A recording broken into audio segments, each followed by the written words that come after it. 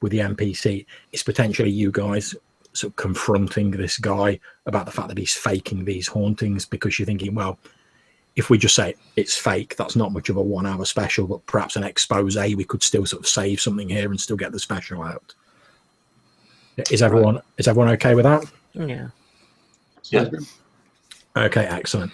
So what I'm going to do now, if everyone can mute their microphones, I will start the broadcast. I'll do the brief introduction, and then we will switch to this NPC interviewing all of you guys.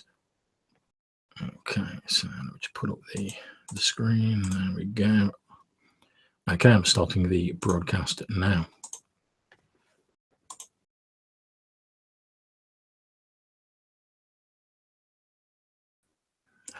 Welcome to this BrigadeCon 2016 game, The House on Haunted Hill. We have our intrepid group of ghost hunters who have been exploring the well-renowned and haunted Old McCracken place on Halleys Hill. However, their investigations have led them to believe that not only are there no genuine manifestations of haunted activity in the area, but they may even be faked for some reason that they've yet to divine. And they decided to confront the owner about this, since perhaps with an expose they can still save their 1 hour special, which is scheduled to go out on the BBC at Halloween. Now, they have been accompanied by young Samantha Jones, who is a vlogger and is recording a behind the scenes sort of view of how the Ghost Hunters is put together. So as we join this scene, we see our intrepid ghost hunters gathered around, just about to go into the McCracken place to confront the owner. Samantha walks up to the four of you. You've just finished your discussion about what you're going to do. She walks up. She's holding in one hand a small video camera, nothing like the mighty camera rig that Mike Johnson, your own intrepid cameraman, has set up, but she's just starting out. She has a small sort of budget model microphone in her hands. And as she walks up to the four of you, you can hear her whispering into the microphone saying, "We're here with the four renowned members of the ghost haunting crew. We have a privileged look behind the scenes of this very popular and world famous broadcast. We've generously been allowed to go behind the scenes and film them at their work. I'm hoping I can grab a quick word now with the ghost hunters themselves." She walks over to you as you're all stood by your van, just getting ready to go in the building. So she's been quite a she's quite a fan of the show, very obviously, which has sort of endeared her to Jacob, since she seems to be quite a big fan of his. However, as she walks up, she looks a little bit worried, and as she gets lower with you, she says, I was wondering if I could just have a quick word before you go into the Old McCracken place. I don't want to get in the way. Just a few quick words for the vlog. Mr. Stark, what are your feelings about the supposed manifestations in the Old McCracken place? Well, I am concerned about this so-called manifestations in this special house. We've had to deal with frauds before, and this also seems to be just a fraud to scare some people into coming here, seeking contact with the other world. I'm quite disappointed that people are doing such things. Now, Mr. Stark, you're well renowned on the paranormal lecture circuit. In fact, you were recently voted one of Time's 2 most influential spiritual occultists, along with Susanna Lutsenko, the famous Russian medium. Are you saying that this entire incident has been fraudulently created for some purpose? We're here to find out exactly that thing. Thank you very much.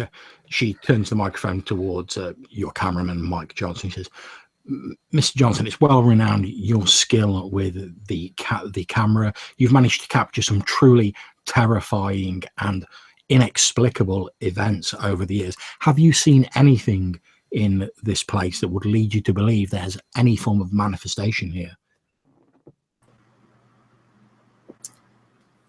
Not especially, but I think that Jacob kind of hit the nail on the head. I mean, I am just the cameraman. Well, yes, but some of your work has been shown in very high places.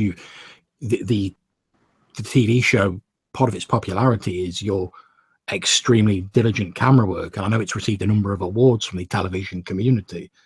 If you don't manage to capture anything, Mr. Johnson, what exactly is the show going to compose? I mean, you've got a 1 hour special coming up at Halloween.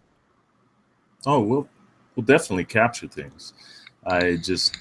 This instance, I think that Jacob has already established that I don't think we have a lot to present. Thank you very much. That was Mike Johnson there with the Ghost Hunters, the lead cameraman. I can see we've got the researcher, Mr. Legase here. Mr. Legase, you were the person who researched this building, and I know it has a long history of hauntings and manifestations. It must be very disappointing for you to find out that potentially these reports have been an error. Well, this is exactly what I do.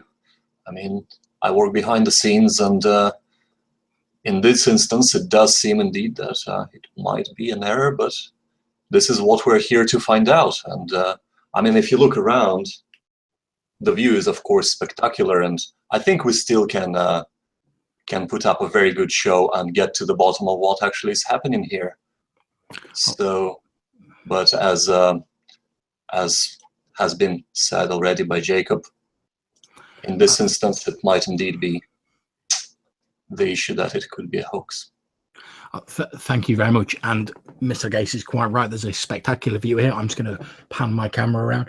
As you can see, the Old McCracken place sits on Halleys Hill, a well-renowned haunting spot, rumoured to have once housed a hanging tree itself, although that was many, many years ago. The building itself is Victorian. If I pan the camera around, you can see it's a fairly desolate spot, nothing for miles around here, although behind the building the land does slope down into a lake.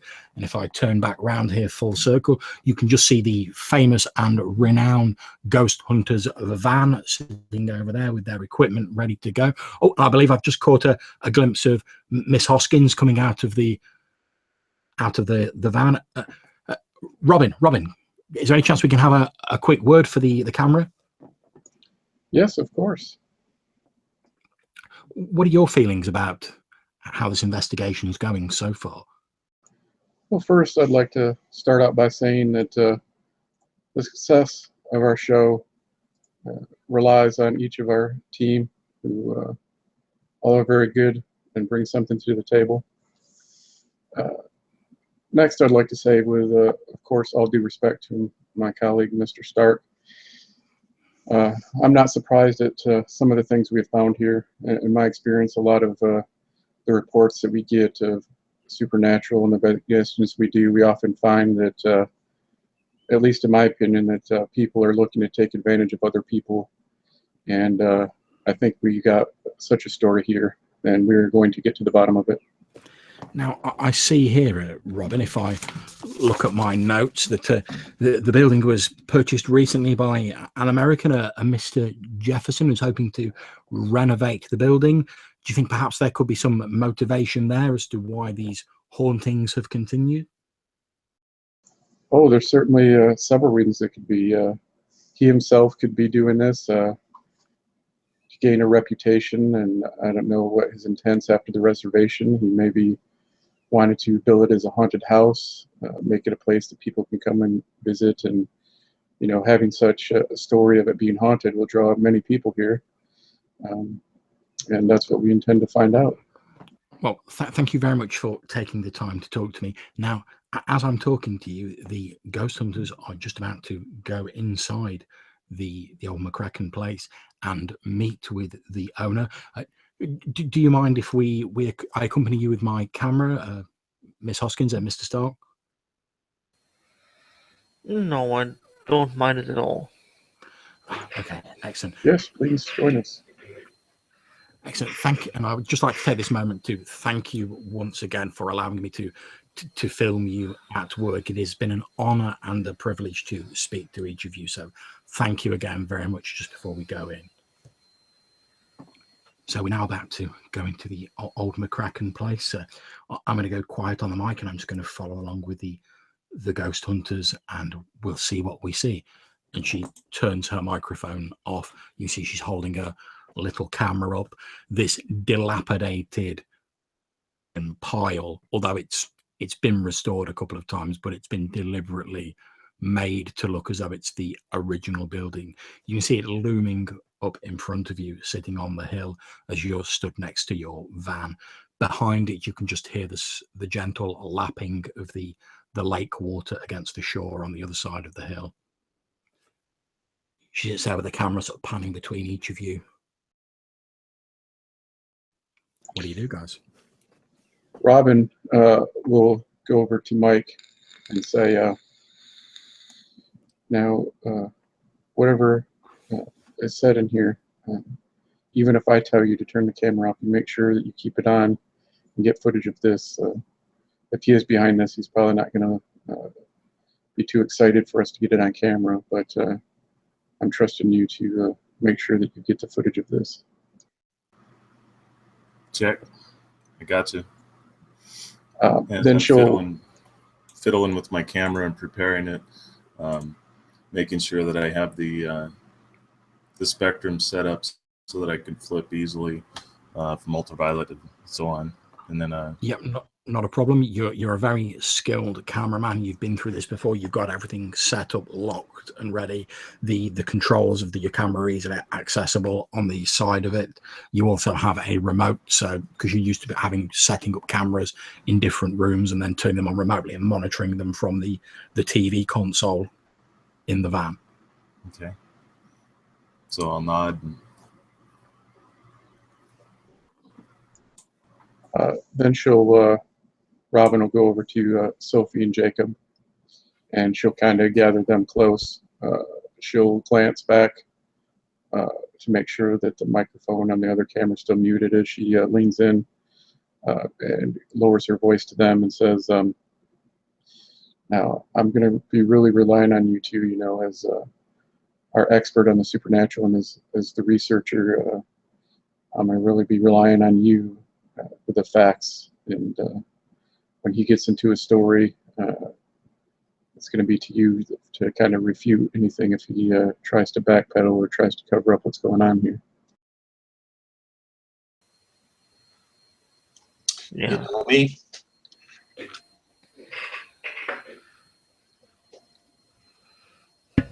Okay, so you're all ready. You've got your equipment set. You can see that Samantha is keeping quiet and sort of keeping out of the way of the camera phone, which she's got her own little camera recording for the sort of behind the scenes footage. Over to you guys. What are you all doing? Robin will take a minute to make sure her appearance is up to par, and then she'll motion for the others to follow as she begins heading to the house. Okay, not a problem. You head up the sort of long winding gravel path to the Old McCracken place. As you walk, your feet crunch on the gravel. You get to the doors. Now you're a bit closer. You can more clearly see the sort of restorative work that has taken place on the building.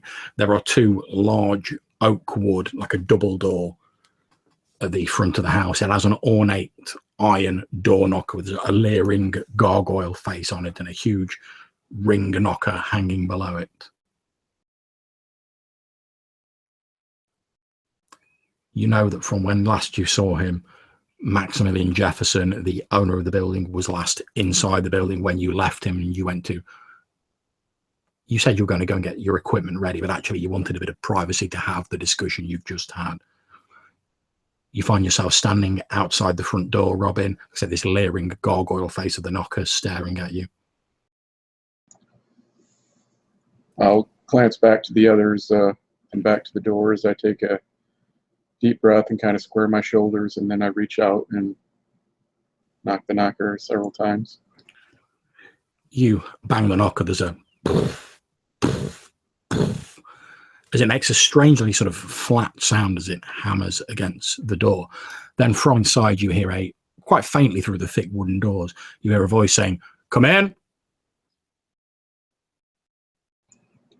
She'll immediately open the door, pushing it open as she enters. Okay, as you walk in, you head into the main sort of atrium of the building. There's a staircase heading upstairs. This is a large open atrium. It's been redecorated in a sort of faux Victorian style. There are a number of plants dotted about. It's lit by sort of daylight flickering candle effect bulbs in a chandelier high up on the ceiling. As you walk in, you can see a man with slick back blonde hair. He's wearing a sharp charcoal grey business suit. You recognize Mr. Jefferson. He has the slightly fake and plasticky looking smile on his face that he's had every time you've seen him. And as you walk in, he says, "Ah, you finished setting up your equipment then? Good, good. How soon before we can get started?" Robin will give a disarming smile as she approaches and says, "I just want to thank you again for having us here." Not at all, not at all. It's my privilege to think that this, my own small house, will have had the ghost hunters. The ghost hunters. I've watched your show a number of times. I'm a huge fan. Well, my team and I certainly appreciate that. If you don't mind, before we get started, I think my colleagues might have a couple of questions for you.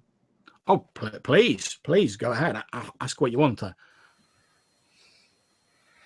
When exactly did this haunting start, Mr. Jefferson? Well, I've only owned this property for the last few months, but it has a long history of hauntings. It's rumored that once upon a time there was a large oak tree on this site where people were hung from the branches, criminals the like, barbaric stuff. But it's rumored that the very same oak was used to make the doors of this property. And ever since the hanging tree, people have said they've seen strange spectral figures moving around. They've heard strange sounds, seen phantom bloodstains that have appeared. Have you ever seen any of these phantoms or heard the sounds? Well, I must admit, I have heard the sound of footsteps when I knew that no one was in the house. There have been incidents of stains reappearing that have proven extremely stubborn to clean, red or dark brown stains. I'm not a sort of sensational person by any means, but there have been strange things going on in this house, and well, I can't explain them. That's why I asked for you people to come here. And is that right that while indeed the documented accounts say that the criminals have been hanged here, everything else that you say, the strange stains and things like that, there hasn't really been many documented accounts of that. I mean, I've done quite a bit of research on this place, and until you called us in, nobody really have any hard evidence to support these claims. What do you say to that? Well, you need to understand that the nearest village to here is Aylesbury, and that's 15 miles, as the crow flies, to the west of here. And they're a very superstitious lot. It's a very small village, and it's been that way ever since this place has been here. These people who've been in the house, they're normally so startled by the events that have occurred that they don't think to write down a written account of it. I can't say I blame them. And after all, how do you find proof of something like this?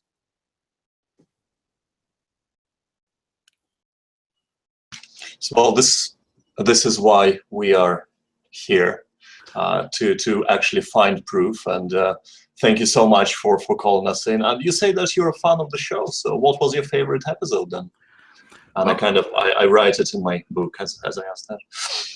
Well, I think my favourite was when you visited the Derby jail. Now, I'm fairly new to this country myself, but I have read the history of the place and the number of the prisoners that died there, and I thought the historical information you had in your special on it was very well researched, if I might say so. In fact, it's watching that led me to place the call with your agents to ask whether you'd consider coming to my own humble little abode here.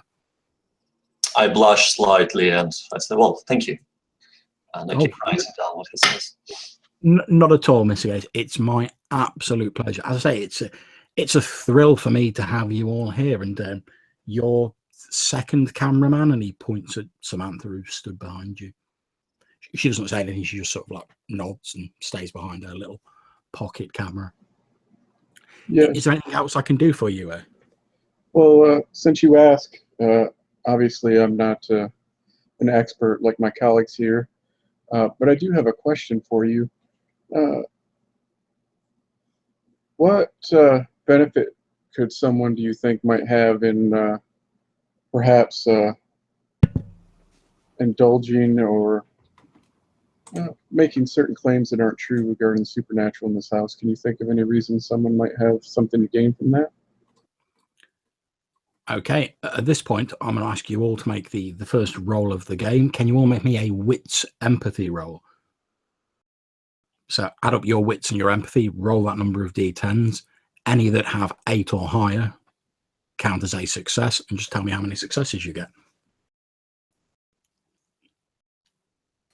None. Okay. None. Okay. None here. I got a 10, so... Okay, yeah, don't forget if you get a 10, you can re-roll that. And a 5. So... Okay, you've also got a 10, Mr. Legace. Oh, sorry. Yeah, I've completely looked at a different screen. My apologies. Right. No problems. You're on 2 at the minute, and you can re-roll one of them. Okay.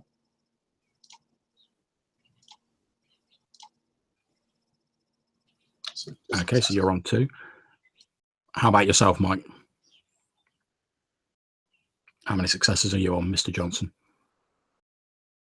1. Okay. Yeah, I got a 5 on the second roll. So.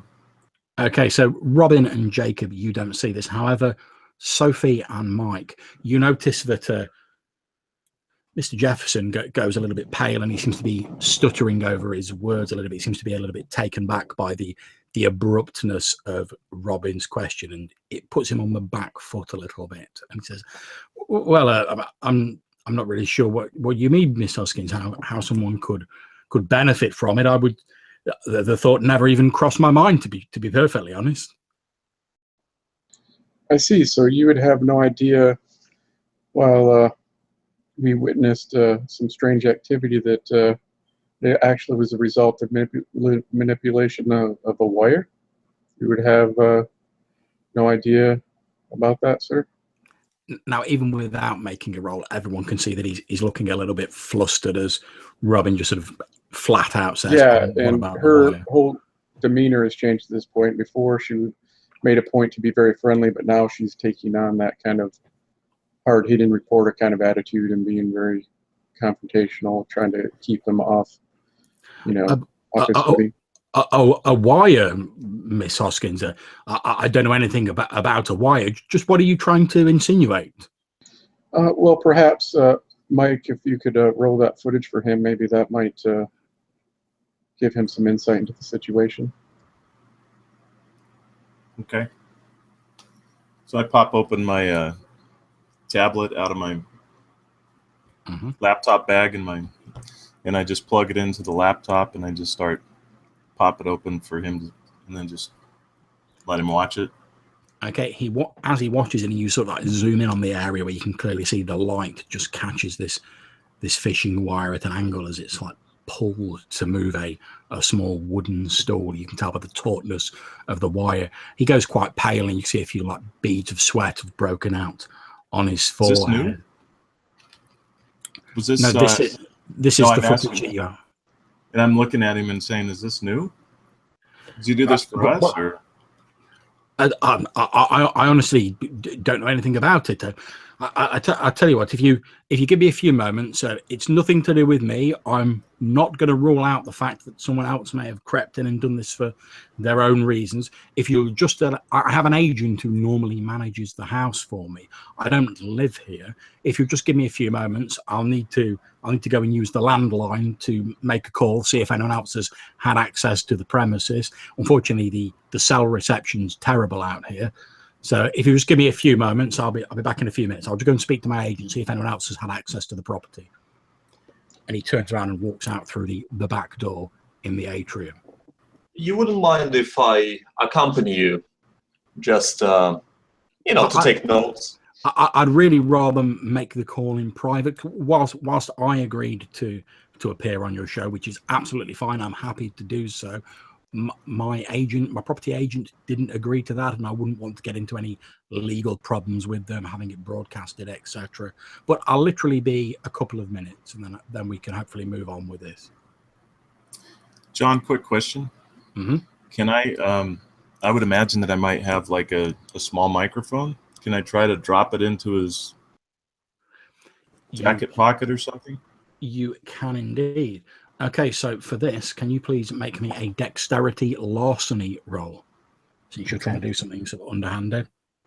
No, I'm just going to sort of try to be like I'm being friendly with him to the extent of, no, let's give him some space, Sophie. He's got to deal with the issues that, okay. And as I'm looking at her, I kind of give her that look that, Okay, in that case, I'll give you an extra bonus dice to your roll because you're building it into your sort of routine effectively. Okay. Is there a way Robin can also attempt to distract him a little bit as Mike's moving in? I was about to say I would like to kind of do that as well. Okay, in which case I will give you an additional bonus dice as well as the first one, Mike, to represent the fact that your teammates, knowing what you're up to, having done this routine before, they sort of slip into that whole let's distract him and draw his attention away while you do what needs to be done. Okay.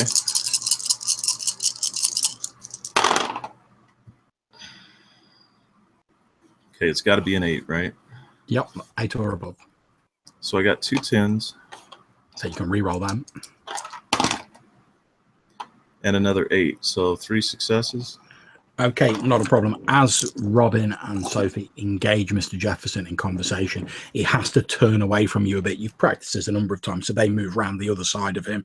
He turns to face them, and as he does so, you drop this small microphone into his jacket pocket, his suit jacket pocket, at which point they wrap up the conversation with him, and he says, I'll be back in just a couple of minutes. I've just got to go and make a phone call.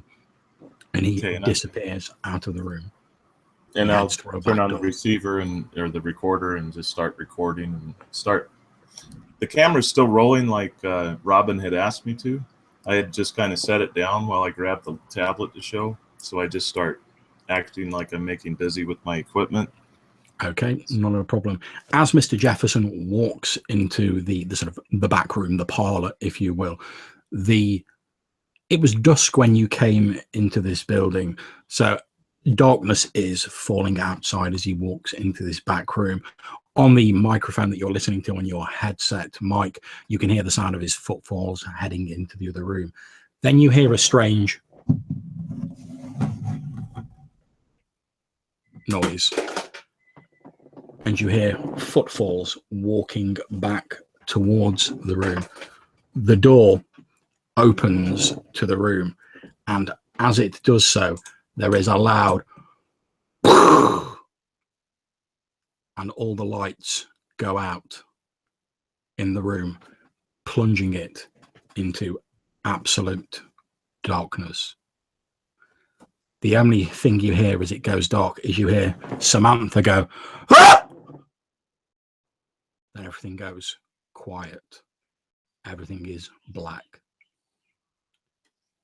The next sound the four of you hear seems to be the sound of birds tweeting somewhere nearby, and daylight slowly starts to filter into the room.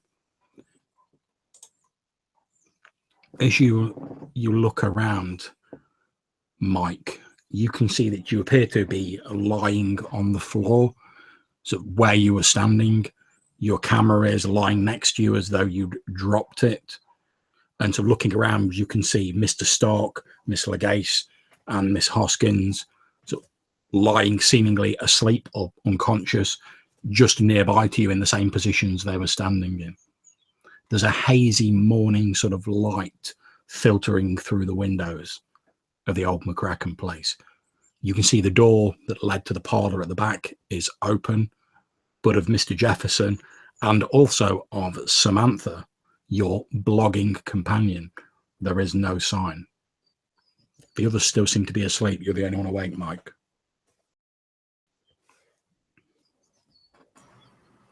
So I'm going to roll over, and if I recall correctly, Sophie and I were the ones that started the Ghost Hunt YouTube channel, right? That's correct. Yeah, she was the first researcher who you sort of went, oh, I want to do this channel, but I need someone to help with the books, etc. And she was the one you went to since you both sort of knew each other previously.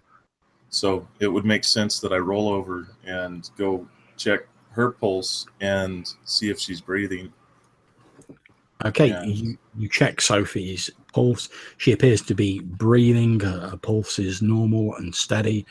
In fact, as you move over and you sort of see like touching her arm to check the pulse, Sophie, you start to slowly wake up in the scene I've described. You can see Mike sort of knelt over you with a slight look of concern on his face.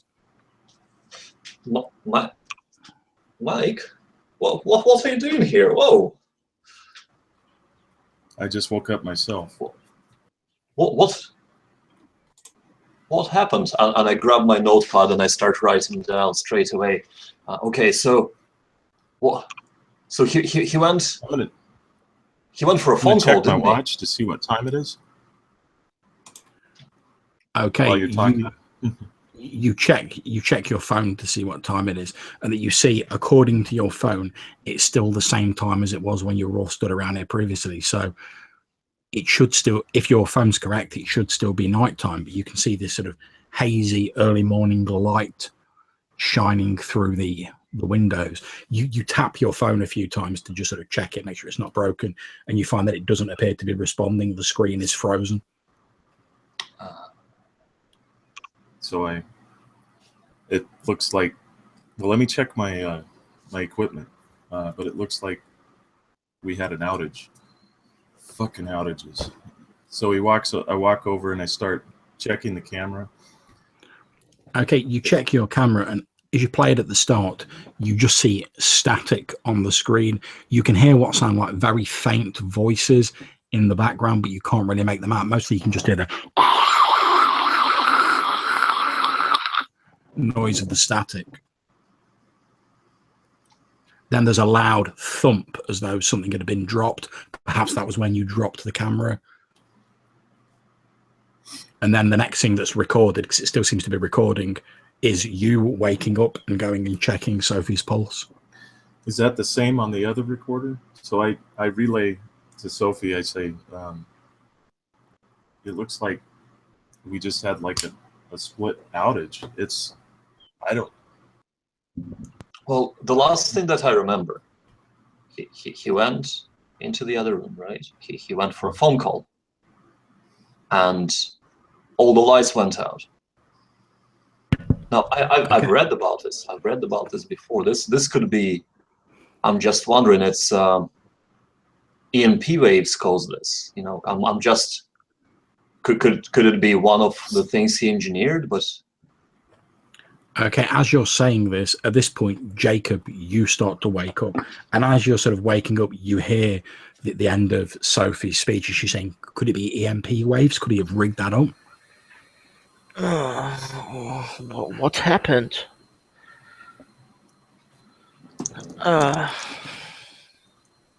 So while I'm not, I would imagine that what's going through Mike's mind is he's thinking more about the situation and thinking logically, and it's not that he's trying to ignore the other people, but you know what I mean? It appears that they're okay because Sophie's okay.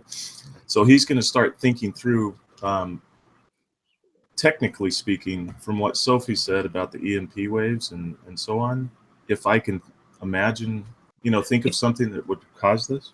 It's certainly possible that an EMP could have knocked out your camera. That's entirely right. However, if an EMP had knocked out your camera, you wouldn't expect it to now be recording fine, which obviously it is doing because you've seen yourself checking Sophie's pulse on it. Mm-hmm. You'd expect your camera to be fried if it had been hit by an EMP because it's not shielded for that sort of thing. Why would it be? All right, so then I'm going to walk over and kind of nudge Robin's shoulder. And Okay. Then, Robin, you start waking up with Mike sort of leant over you, like gently nudging your shoulder. Mike, what? And I'll sit up and look around. just sort of hold up my hands like we're still figuring it out.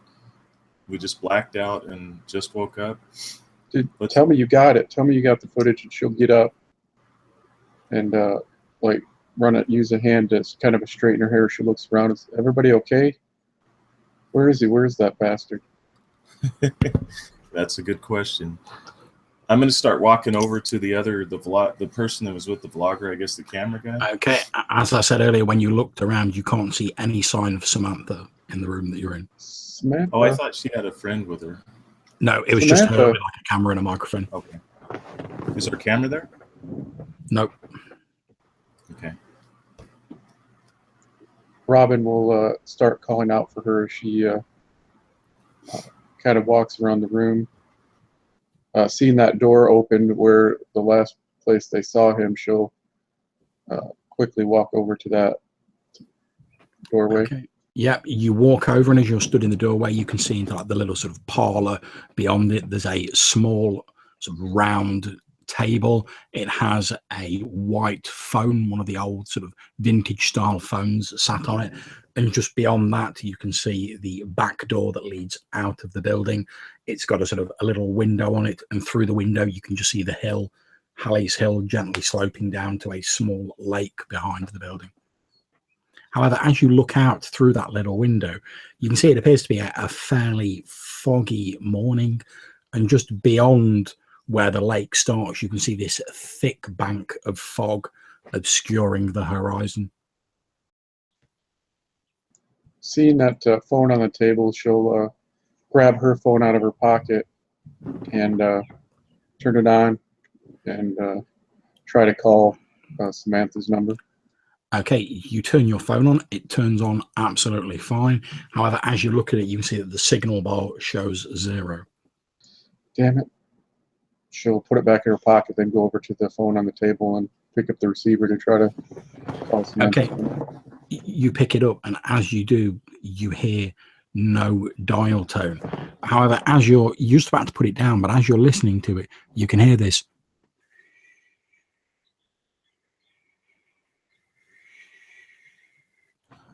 Noise coming from the handset. So she'll just, as she is in that very moment, she'll stop and freeze, and her eyes will dart to the doorway. Now she is pretty much a skeptic. She doesn't have much faith in these kind of things. She has took this job and has continued with it because as she said to the blogger, she feels a lot of people get taken advantage of, so she tries to debunk, she feels it's kind of her responsibility to use her position to debunk these things. Mm-hmm. But she still, being a skeptic, can't help, with everything that's going on and with Samantha missing, to get a little shiver as the hairs in the back of her neck rise. And her eyes, like I said, flick to the doorway, and she'll call up for the others. And guys, come here, Jacob. And Yes. she'll wait and kind of hold the phone out for him. Jacob takes the phone and listens to it. Okay, again, you don't hear the normal sort of lack of dial tone. You hear this.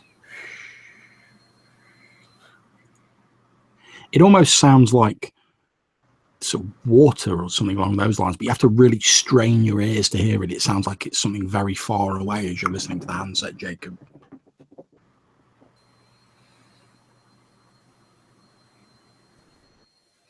That's strange.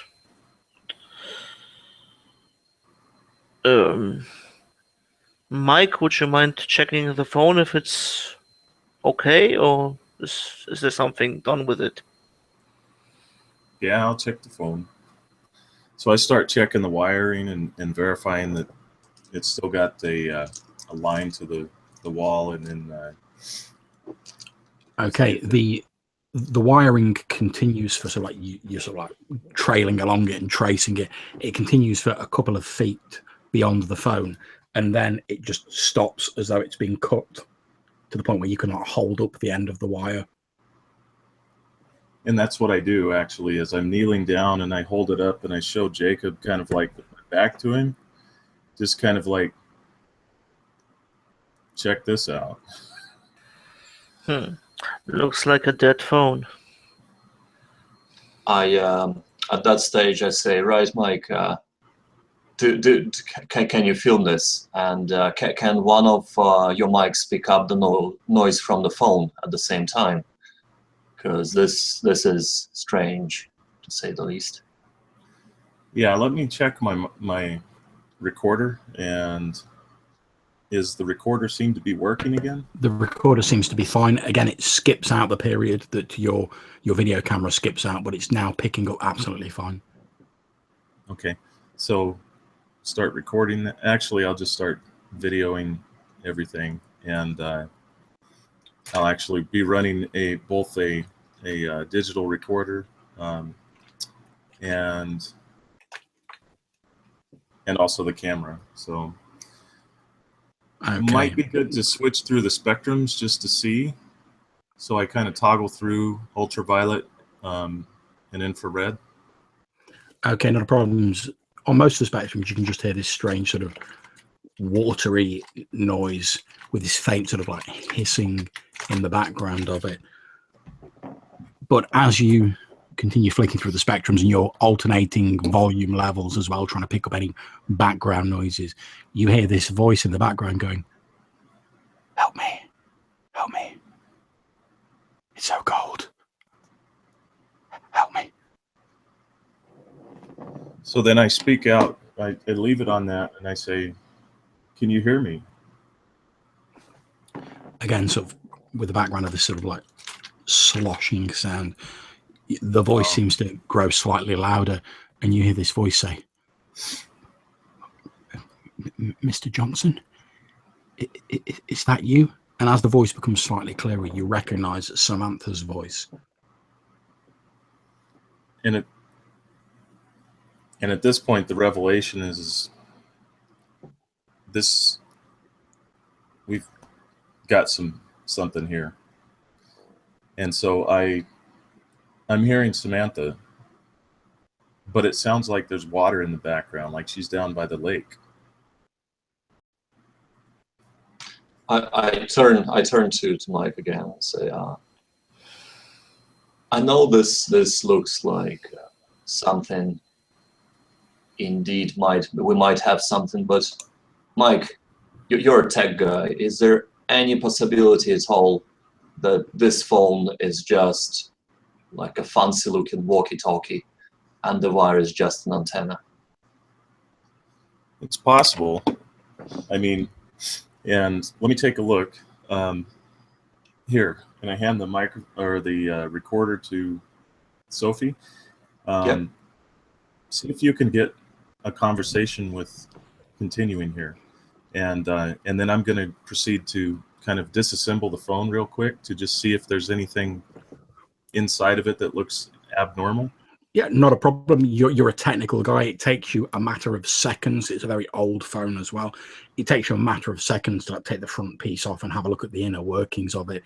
You see the boards and the wires that you would expect to see in an antique phone. You don't see any signs of a transmitter or a receiver, an aerial or anything along those lines. It appears for all intents and purposes to be a normal phone. Okay. As he does that, I keep talking to the girl and say, "Hi, darling. This is Sophie. Can you hear me?" Yes, I can hear. I can hear you. Where are you? I can't see you. We are in the house at the moment. Where are you? Can you describe the location? I don't know. It's very cold, and it's dark. I can't breathe. I can't breathe. I can't. And then her voice cuts out. Can you hear me? Hello? Hello? Hello? I turn to the rest of the crew and say, the last thing she said was, it's dark and she can't breathe. It looks like it went dead. It's dark. Well, the lights went out. It got dark, and according to my watch, it still should be dark. So,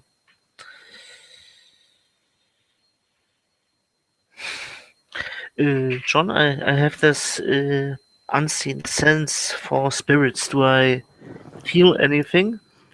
Okay, yeah. As you're talking, and you didn't really notice at first because you were sort of waking up and you were a little bit groggy. But as you're talking and all this is developing, you're starting to get that familiar sort of cold, prickling sensation at the back of your neck that you've only ever felt before when there's been a genuine manifestation in a building that you've been to. You've not felt it in years because, as you rightly said earlier on, there's so many charlatans and so many people trying to fake these things that a real haunting is extremely rare. But you know one when you see one, and that's what makes you such an amazingly renowned spiritual consultant. And you're definitely getting that familiar cold sensation on the back of your neck. There's something here. Something that shouldn't be here anymore. What do you mean?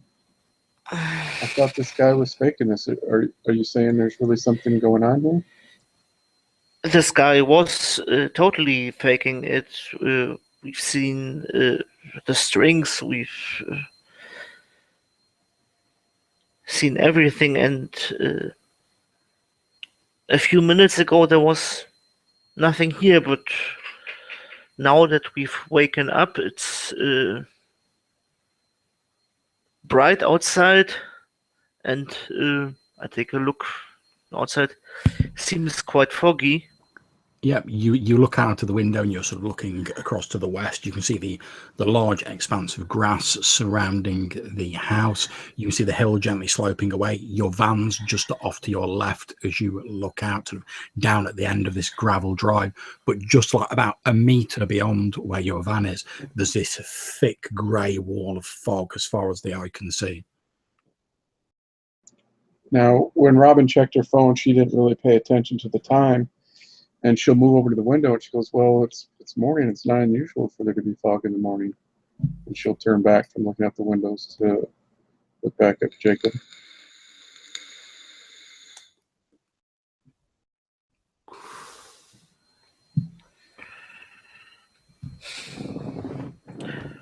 Well, we've heard water, and Samantha. You said her last words were that it's cold and she can't breathe? That's right, yeah. Well, I'm gonna go and check out the lake.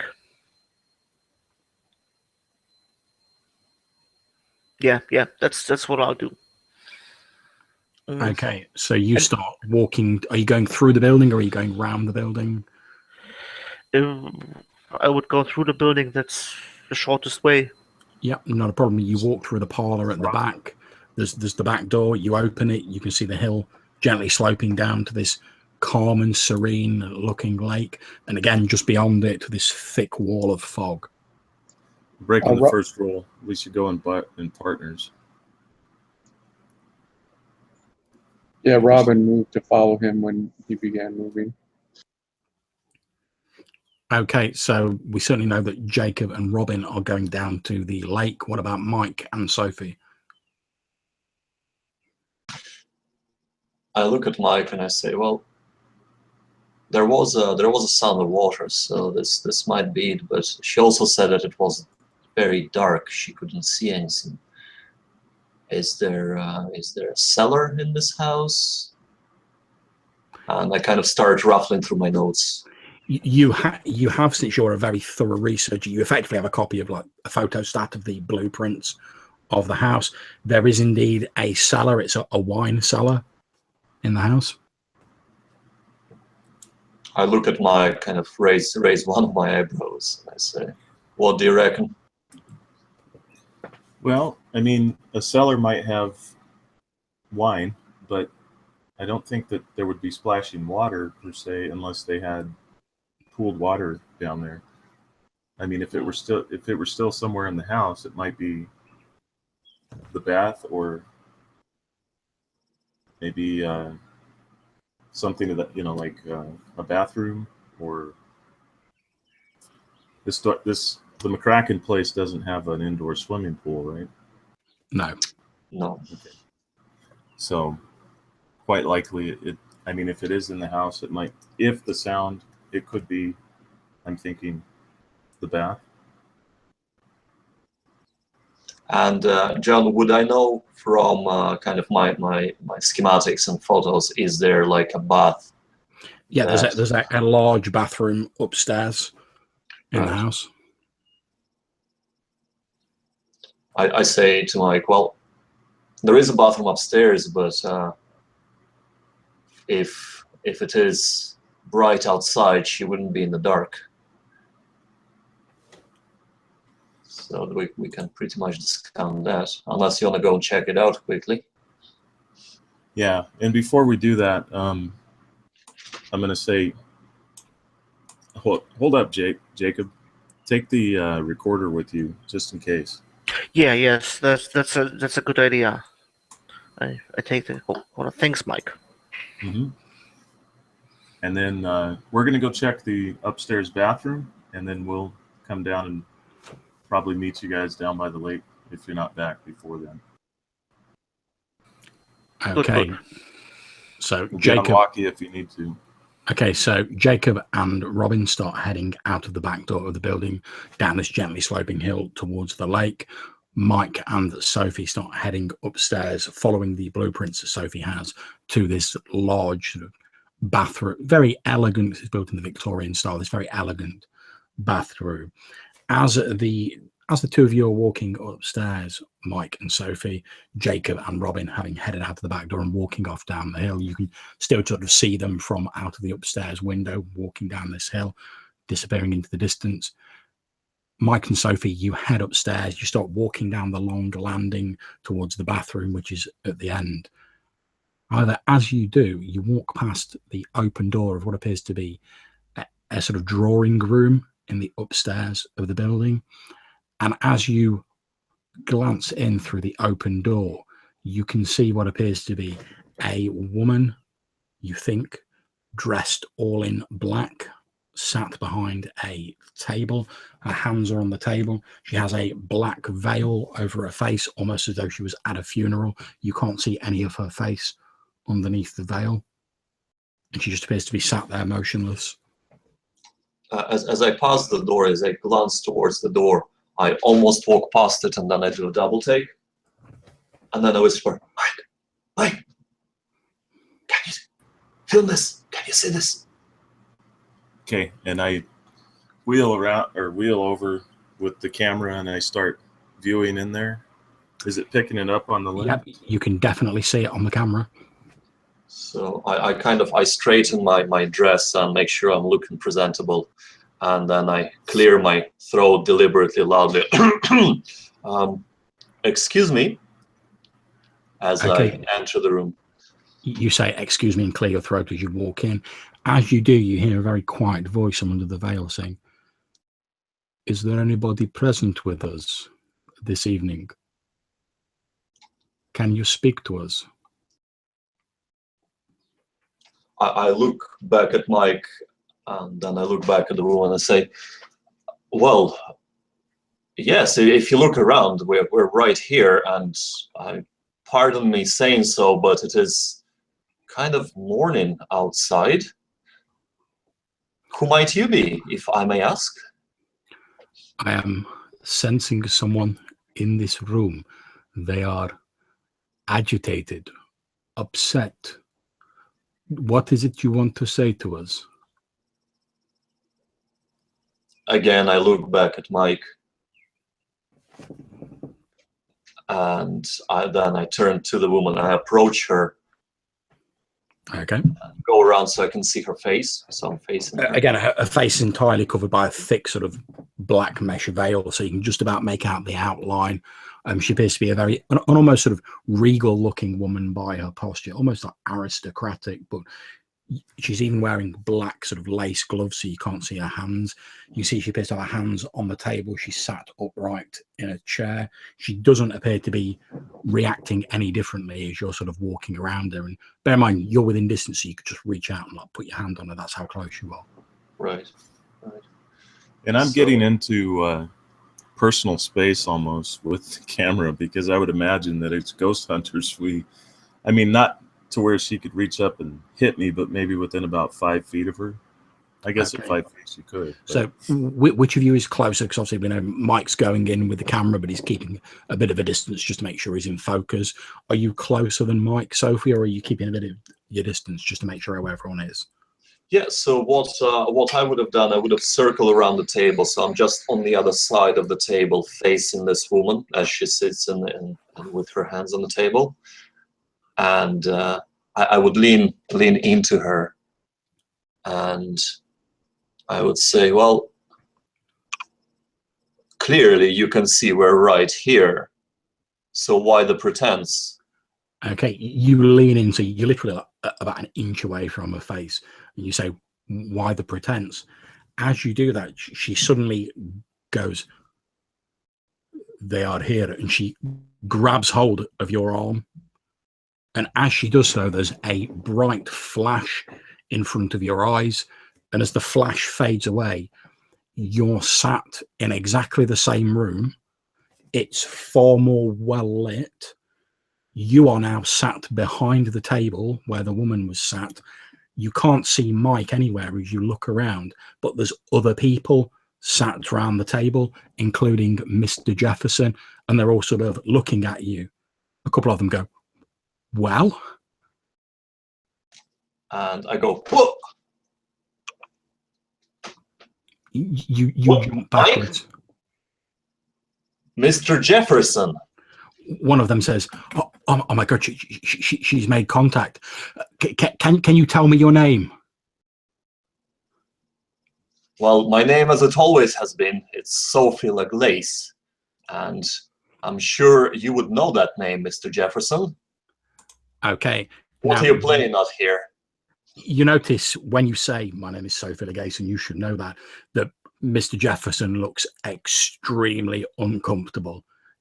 Literally, there's like flop sweat breaking out in him. He's gone extremely pale, and he says, well, I think that's probably enough for this evening. We don't want to overtax Miss Lachenko.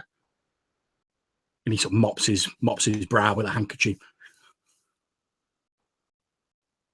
One of the other people sat around you don't recognize go, no, this is fantastic. You can see he's like actually got a notebook out and he's like writing.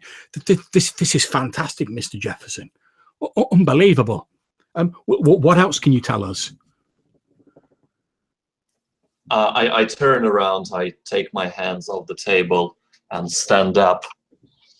And I look at Mr. Jefferson and I say, well, why don't you ask him?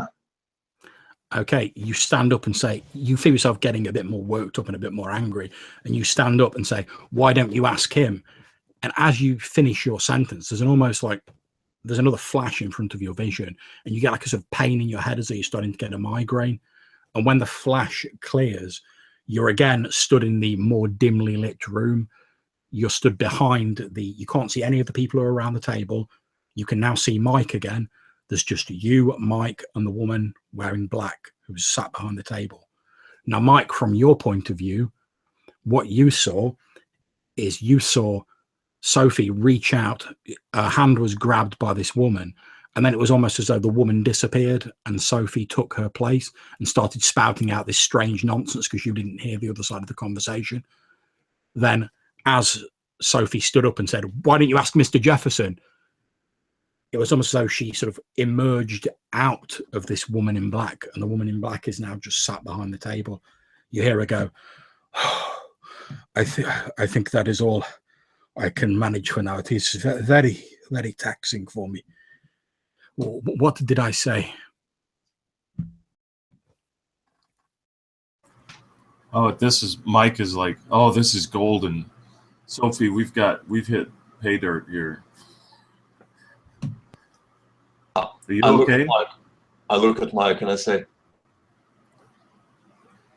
Mike, what did you see? What happened? I was Mr. Jefferson. He was right here, and there are other people around the table. And okay, Mike, as Sophie says that, and she's sort of holding a hand to her head like she has some sort of headache.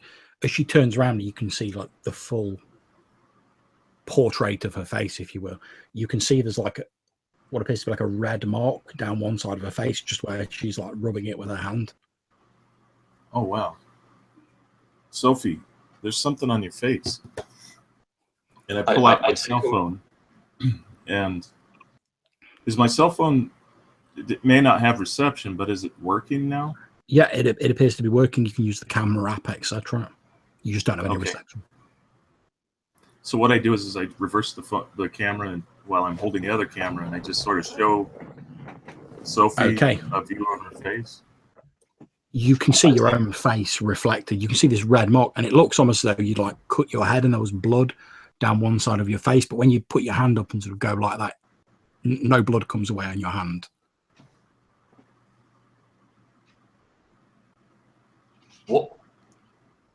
I take out my little mirror from a handbag, and I look around, and I just keep doing this to make sure it's not blood.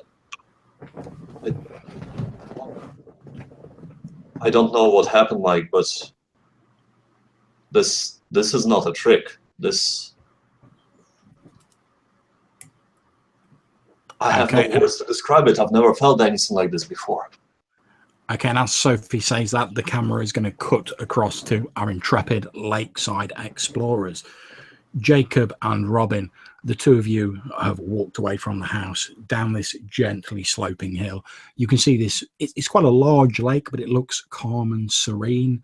There's a little bank with reeds growing as you reach the waters of the lake. It's a fairly sort of hazily lit morning, as though the sunlight's being filtered through all of this fog. You can just about hear the cawing of birds nearby, although when you look around, you can't actually see any of them. I look around the lake, find any trace left by someone who was here, maybe carrying or dragging Okay. something heavy like a body. Okay, in that case, can you make me a wits survival roll? What's survivor? I actually can. At this point, Robin will have a tight grip on the sleeve of one of his arms, and she'll be calling out for Samantha. Okay. As you're looking around the sort of outskirts of the lake, Jacob, you don't see any sign of like anything being dragged up. However, there is an area of the bank where the soft mud and the dirt on the very edge of the bank where the land meets the water has been churned up. The sort of soil's overturned and all the mud is kicked around.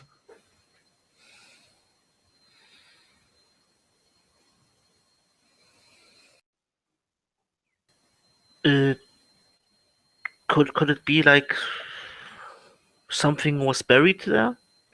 It doesn't look as though something's buried. However, something might have been sort of carried over here that's disturbed the sort of the area of softer soil around the bank. The soil sort of leading down to here is fairly sort of hard and compacted, whereas it's a lot softer where it meets the water.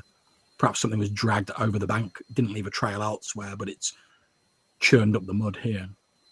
Was it dragged towards the water maybe, or somewhere else? It's difficult to tell, but you think it looks as though something was dragged into the water. Then I look into the water, try to, if I can see anything there. Okay, not a problem. You stare into the water, and it must be a fairly deep lake, because it's quite sort of dark below the water. You can't see the bottom of the lake or anything like that. So the ground must fall away fairly sharply after it meets the water. However, as you look down, you think, you're not sure, but you think you can just see something moving deep down in the depths of the lake.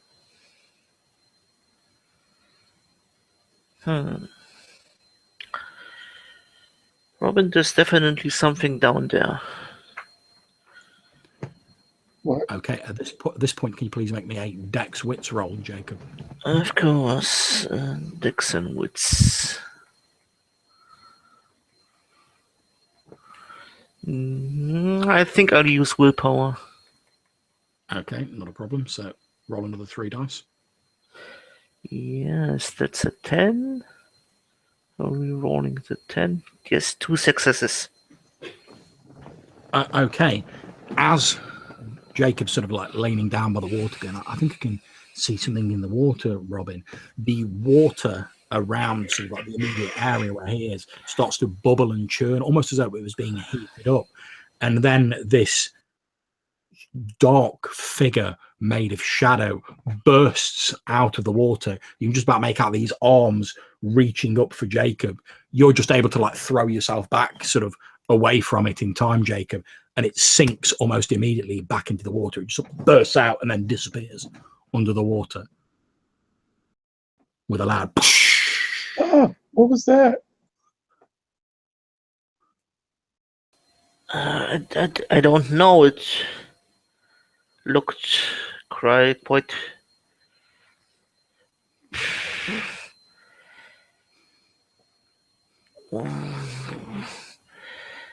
quite intimidating.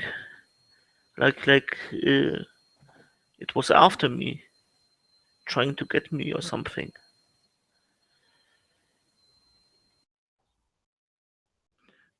After this thing has disappeared, as you're having this discussion, the surface of the lake is now once again serene, calm and placid, almost like a sheet of glass.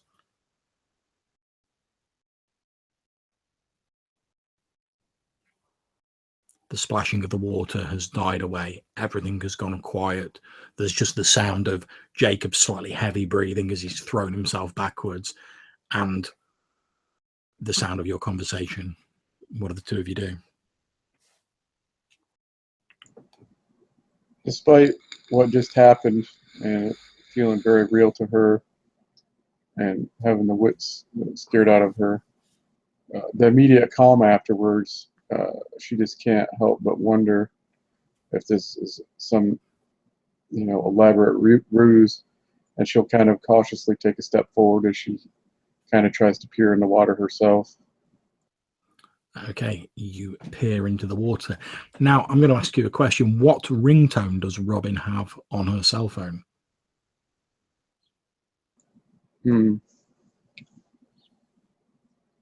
Probably just like one of the standard ones. Okay, not a problem. So you lean into the water without really being aware of it. You're sort of holding your breath, half expecting something fiendish to leap out of the water. And as you lean in, your face just about probably maybe a couple of inches above the water, you suddenly hear from inside your pocket. She'll jump back and give a little scream, but then quickly reach into her pocket. Okay, you take it out, and on the screen it says unknown number. She'll swallow and turn around to look to Jacob as she turns it on and brings it to her ear. Okay. Hello? Put it on loud. She'll quickly lower it and turn it on speaker. Okay, you put it on speakerphone. Again, you hear this sound of water in the background. And then you hear Samantha's very scared voice, very faint. It keeps fading in and out, saying, Robin. Samantha. I can't see you, Robin. Are you okay? Where are you? I don't know. It's cold, and it's dark. Were you down by the lake? And she'll turn back around to look at the lake and look around it. I don't know. I thought for a moment I saw Mr. Stark, but then he went away. Just stay calm. Well, we're gonna find you and get to the bottom of this. There's other people down here. I don't like it, Robin. I don't like it. I want to go home. I'm so cold. What other people? I don't know. I can't understand what they're saying. I think they want something from me. I don't know what. I don't like it, Robin. I'm so cold. Just hang on, and we'll find you. And she'll look up to Jacob expectantly, like, you know, he can solve all of this. I'm go up to her and into the phone. Samantha, what's the last thing you can remember before it went dark? I was in the room with you all. Mr. Jefferson had just gone to make a phone call, and then the door opened. There was a really loud bang, and everything went dark. I felt this pain in my head, and the next thing I knew, I was here. I couldn't see properly. I couldn't breathe, and I was cold. Then you were here, and then you weren't. And there's other people here as well. I don't know where I am, Jacob. I don't know where I am. Please, Samantha, try to keep calm. We're going to get you out there. We'll keep calm. We'll be back soon. We'll... No, don't leave me. No, it's okay. Stay calm. We can talk this way, and everything will be okay. Okay, I know. You know what you're doing, Mr. Stark. But please, don't take too long, though. I don't like it. I just want to go home.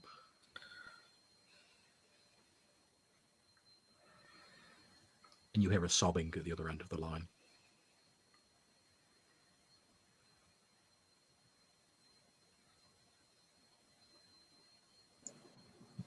Wherever she is, I don't think she's out here. We should get back to the house. Okay, and speaking of the house, I'm going to cut back to our two ghost hunters in the drawing room upstairs in this faux Victorian building. As I've said, you're both stood there. The room is now empty, aside from yourselves and the black-clad woman who is still sat behind the table, veil still covering her face. She seems to be, occasionally she speaks in this sort of Russian accent. She seems to be responding to questions, but you can't hear the questions, so it's difficult to make sense of what she's saying. She's just sat there going, yes, of course, yes, I understand, yes, no, of course. She doesn't seem to give any sign of being aware of the two of you. Mike is looking at Sophie right now, and he's like holding his arm up as the goosebumps are just standing on end, and he's like, I don't know whether to be scared out of my mind or excited right now, because I'm feeling both, and I'm just speaking quietly to you because he's excited and scared at the same time, you know.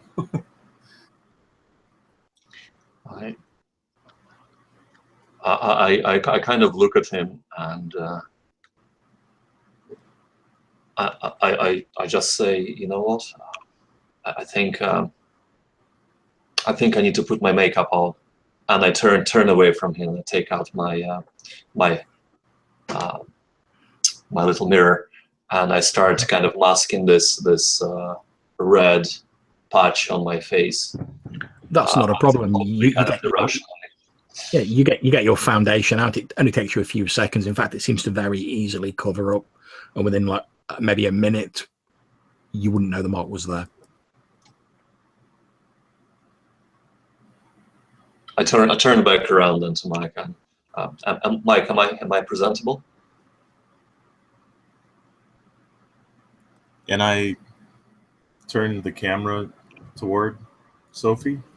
Okay, so looking through your normal sort of vision, you can see that Sophie's done an amazing job of covering up this mark. Looks absolutely pristine, absolutely fine. However, when you look through the camera lens, this red stain, for want of a better term, is still there. I don't say anything, but I take the exterior camera thing, the video display, and I flip it over, and I just show it to her. Okay, so pointing at her face. You're sort of holding your mirror up next to this sort of camera screen. In the mirror, you look absolutely fine, Sophie. On the camera display, you've still got this like red sort of stain down one side of your face. And I just say, we'll figure this out. Otherwise, do you feel okay? I still have a bit of a headache, but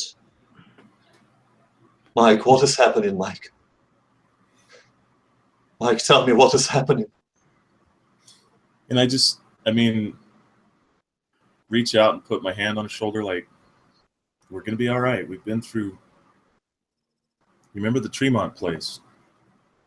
We've been through some pretty intense things. We can do this.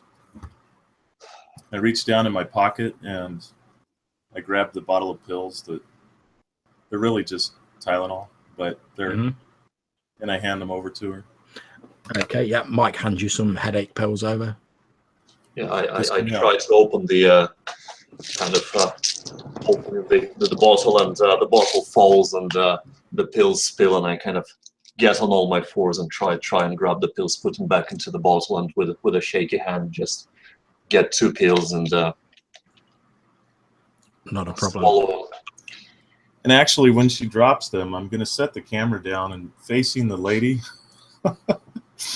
and then just kneel down and help her clean up the pills, and then hand her a bottle of water that's in my my cargo pants. Okay, as you're sort of both scrambling around to pick up these pills, you hear the woman say, "I'm sensing confusion."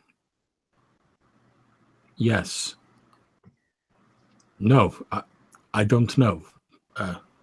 I'm so tired.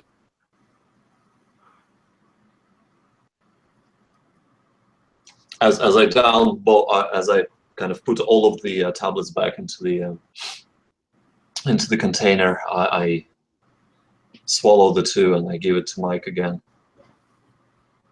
I stand up.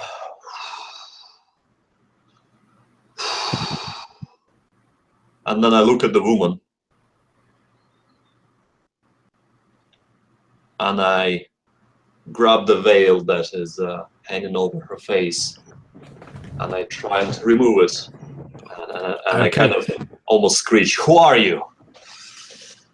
You grab hold of the veil, and as you pull it free, it's almost as though the rest of her clothes sort of come with it like one piece.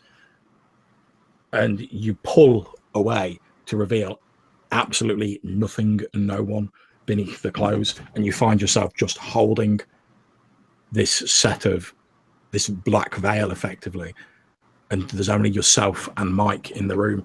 The chair is entirely empty. And I turn to Mike. And are the clothes feeling real? Are they? Yeah, they feel very real to you. You can feel that the soft lace of the clothing underneath your fingers. And I say, Mike, we did not just imagine it. You have it on camera, right?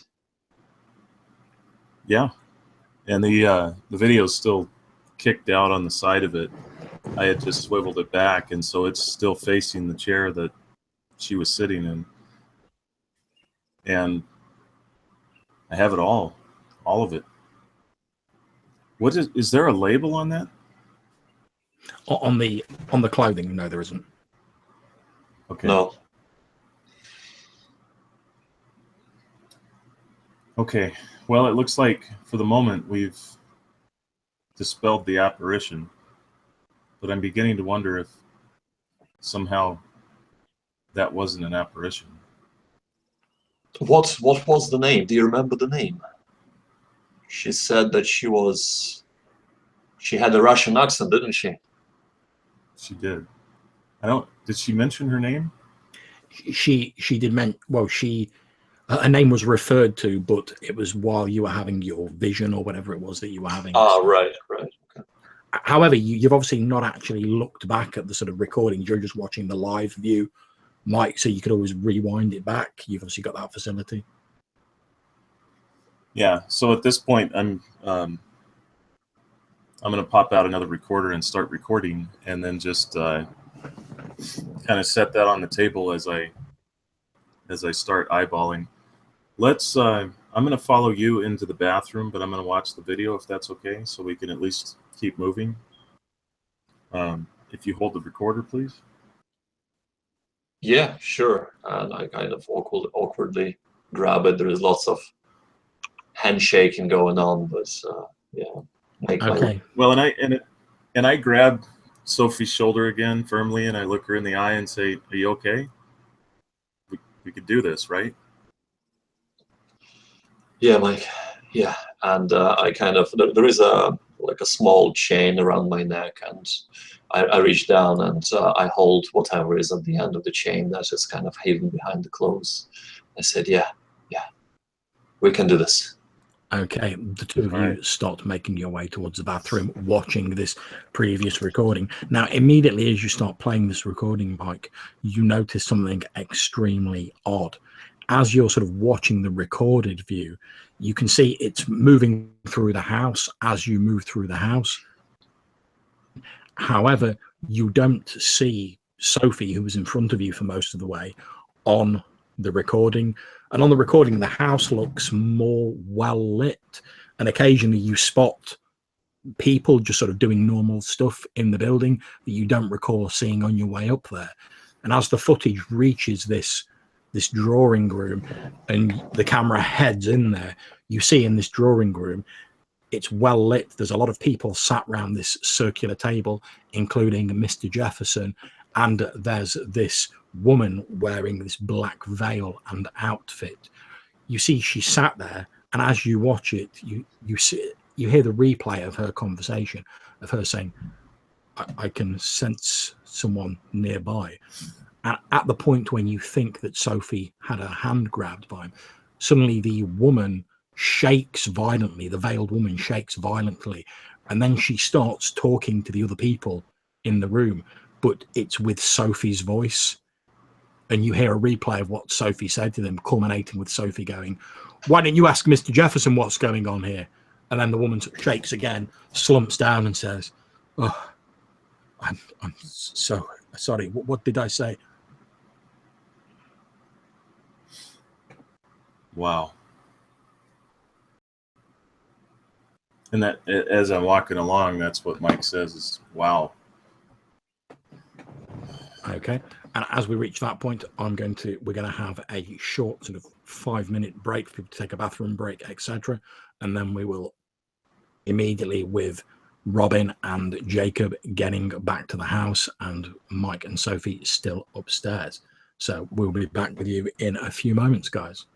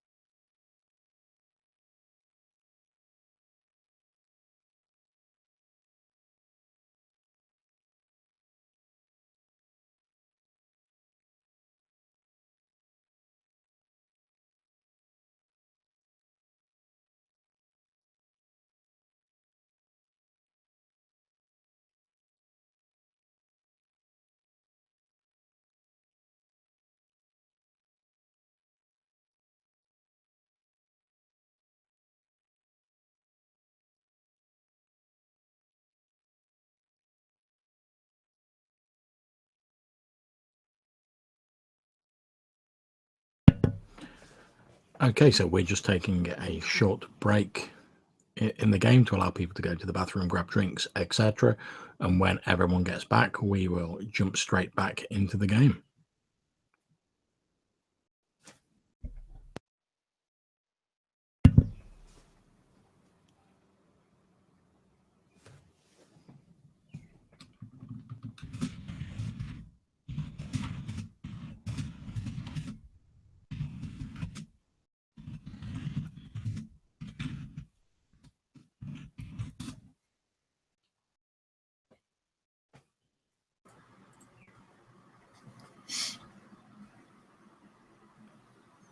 Okay, so we've just got 2 more people to come back, and then we will crack straight on, guys.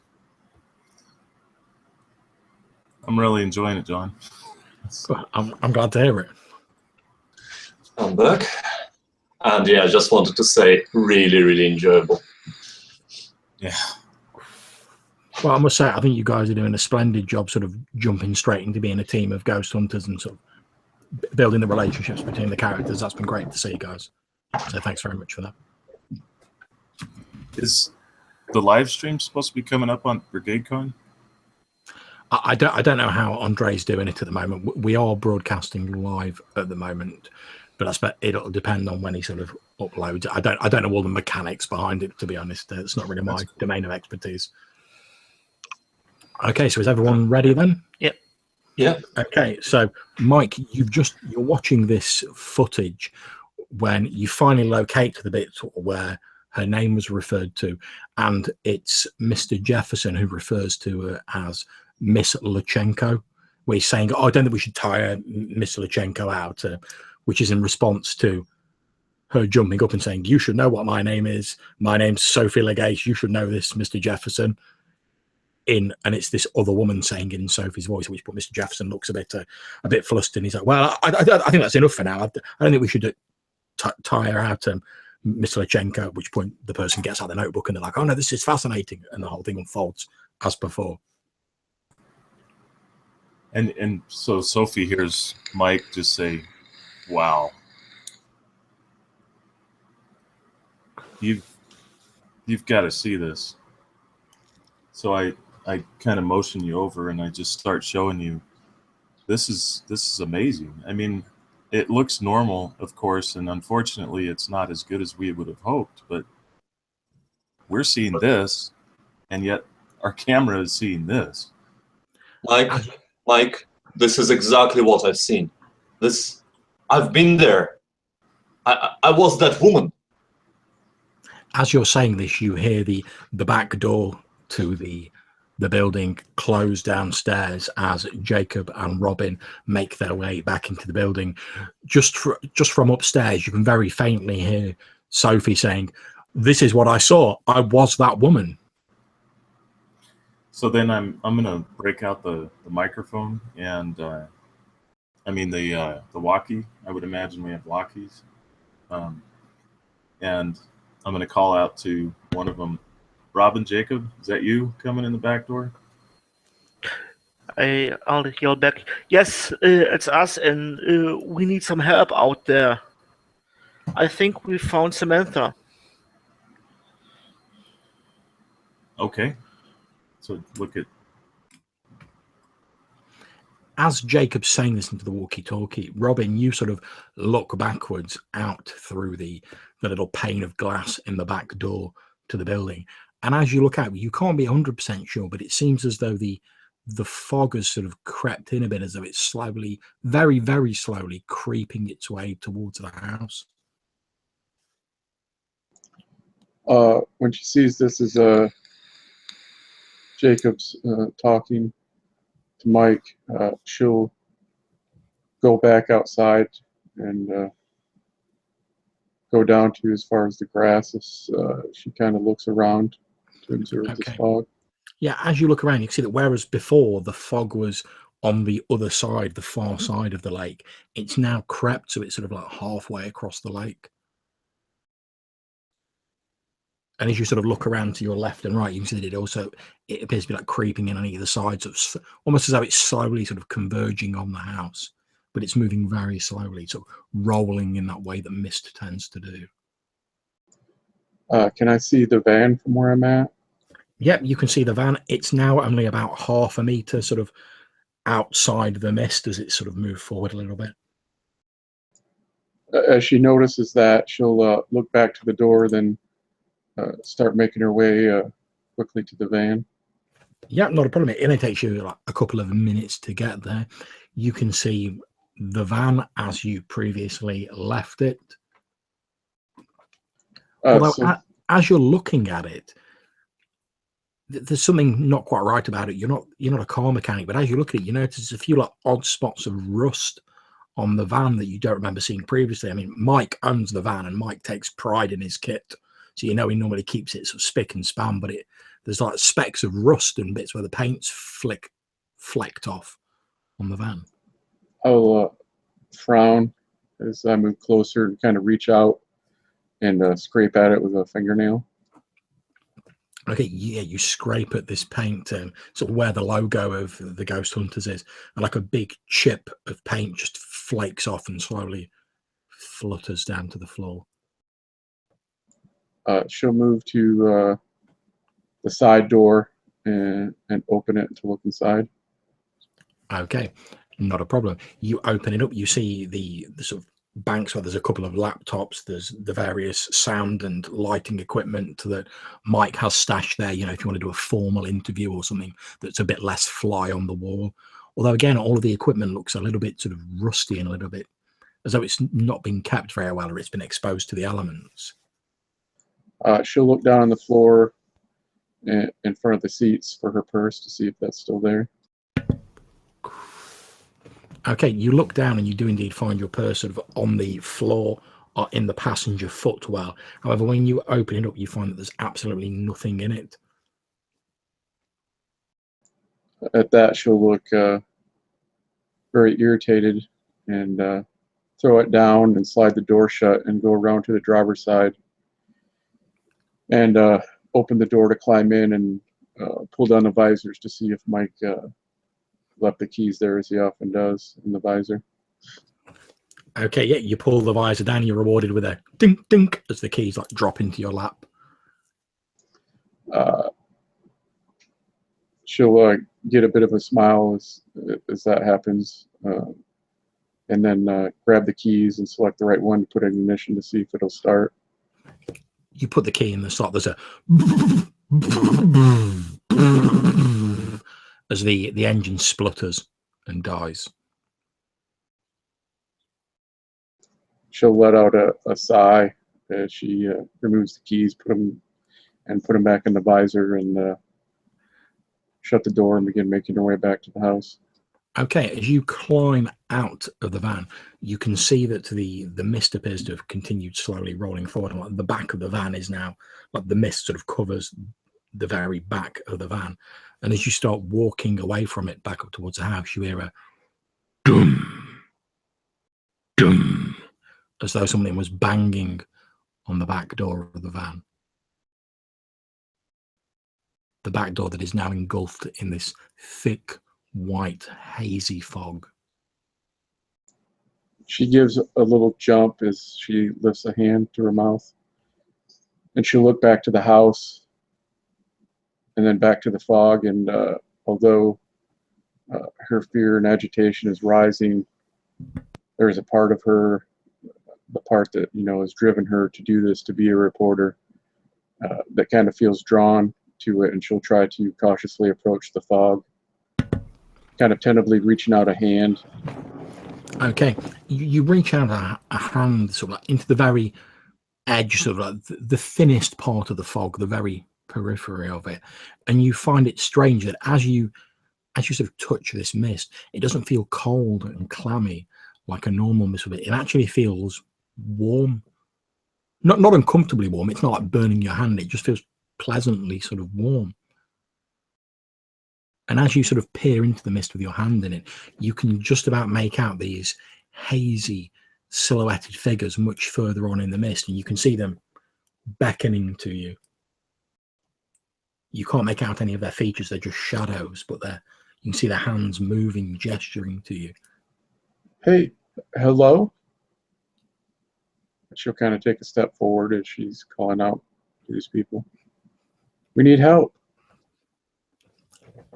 Okay, you see these figures slowly start sort of drifting towards you. Although oddly, as they get nearer, they don't become any less shadowy. You're not able to pick out any of their features, and you can see them as they get closer. They're sort of like reaching out their hands towards you.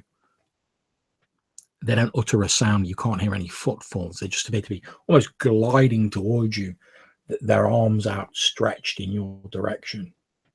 So it's like obvious at this point by the way they're moving and how their features are shadowed that they're to her it wouldn't appear like a normal person in a fog.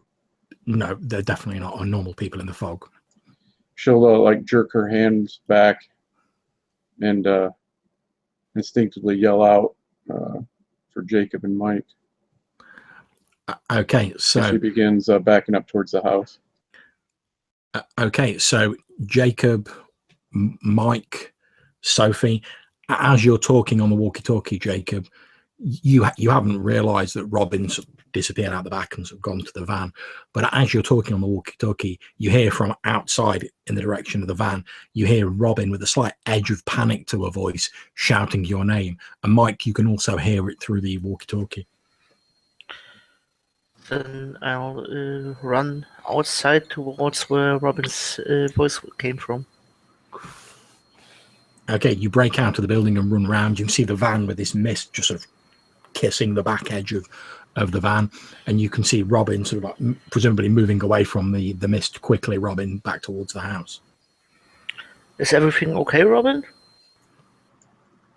And at this point, like, there's still kind of a strained attraction, and even though she's feeling panicked and afraid, she can't fully turn away from the mist, as she's just kind of backing up quickly, and at the sound of Jacob's voice, it'll kind of break the spell, and she'll turn and begin running towards him.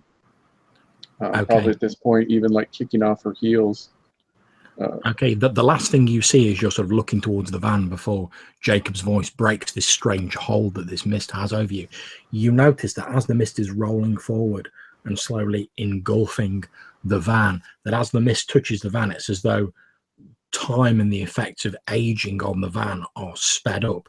You watch the paint flaking away and then rust forming on the metal as the mist slowly continues to roll over it. And then you shake your head, you break the spell, and you start running back towards Jacob, who's just outside the house. Yeah, and as she's running, seeing that, in a panic, she'll kind of stop dead in her tracks and look down to her arm, kind of expecting to see the same effect as the van, knowing that she had reached into this fog. Your arm looks a little pale, but otherwise fine. Do I see the effects on the van? If you sort of like peer, you can just about make out what I've described, although you're at more of a distance, but you can just about make it out, yeah. There's things in the fog. They're not people. And you can see at this point that she's just very panicked and confused.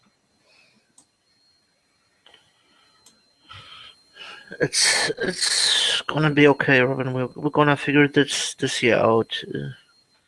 This is a really, really strange place.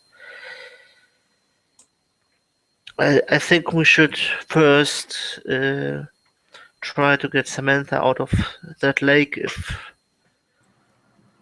that shadow thingy was Samantha. I assume so. Yeah, I would imagine that Mike and Sophie probably are running up by this point, because I think that what Mike would do is that when somebody reaches out on the like that in our line of work, it becomes an emergency situation where everybody convenes on the point that the person is yelling for. So I looked at Sophie and we start running down. So we're running up to meet the other two at this point. Yeah, my van. Yeah, so as you're sort of gathering Robin towards you and you're peering at the van, Jacob, you hear footfalls behind you and you see Mike and Sophie come running out of the building, so up to where you are. Seeing Mike, knowing that he's the most experienced, with him and Sophie both having been involved in this well before her, She'll move over to him and point to the fog. Have you seen anything like this? Look at the van, and there's things in the fog. I thought it was people, but I don't know. They tried to grab me. I don't know what's going on. Could you make anything out of them? Distinctions or maybe like hairstyles or clothing? I wasn't able to get any of those kind of details right. They were just kind of... They were just sort of hazy shadow figures, yeah. No, they were shadows. I thought there was people out in the fog, but the way they moved, it was like they were gliding, and even when they got closer, I couldn't make anything out. Okay. In the van, it's not right. Okay. Mike looks at everyone and says, we need a game plan because right now the hunt is running us, and we need to run the hunt. Okay, So, whilst Mike's saying that, Sophie, you've been sort of fairly quiet and you've been sort of looking at the mist as Robin has been discussing this harrowing experience. And as you're looking, you notice something appear to fall off the front of the van, which is the only bit of it that's still outside of the mist. And you see something sort of long, almost like a ribbon, effectively, sort of long and bright yellow, fluttered to the ground. It's about 2 inches beyond the edge of the mist, lying next to the van's front left wheel. So I'm still holding the camera that the Mike gave me. And as the crew kind of discusses what they're doing, I start approaching this, and I'm like, shh, guys, do you see this? So it's did you say it's an orange-like ribbon? It's like a fluorescent yellow ribbon, and as you get closer to it and you look down, you're probably a couple of feet outside the fog now. As you look down, you can see it actually appears to be a strip of fluorescent tape, and as you look at it, it says police crime scene on the tape, and it's just like a torn off long piece of this tape lying on the grass. But Sophie, as you be look, careful, don't get too close. as you're looking down at that, in the mist beyond, again, you can see these shadowy figures sort of beckoning to you. The moment I see the figures, I go, oh, and then I try to put my body as far as I can possibly from the mist, but with one hand I will try and reach for this ribbon and grab it and kind of pull it towards me. Can you please make me a Dex Wits roll? Okay, 1 second. No problems.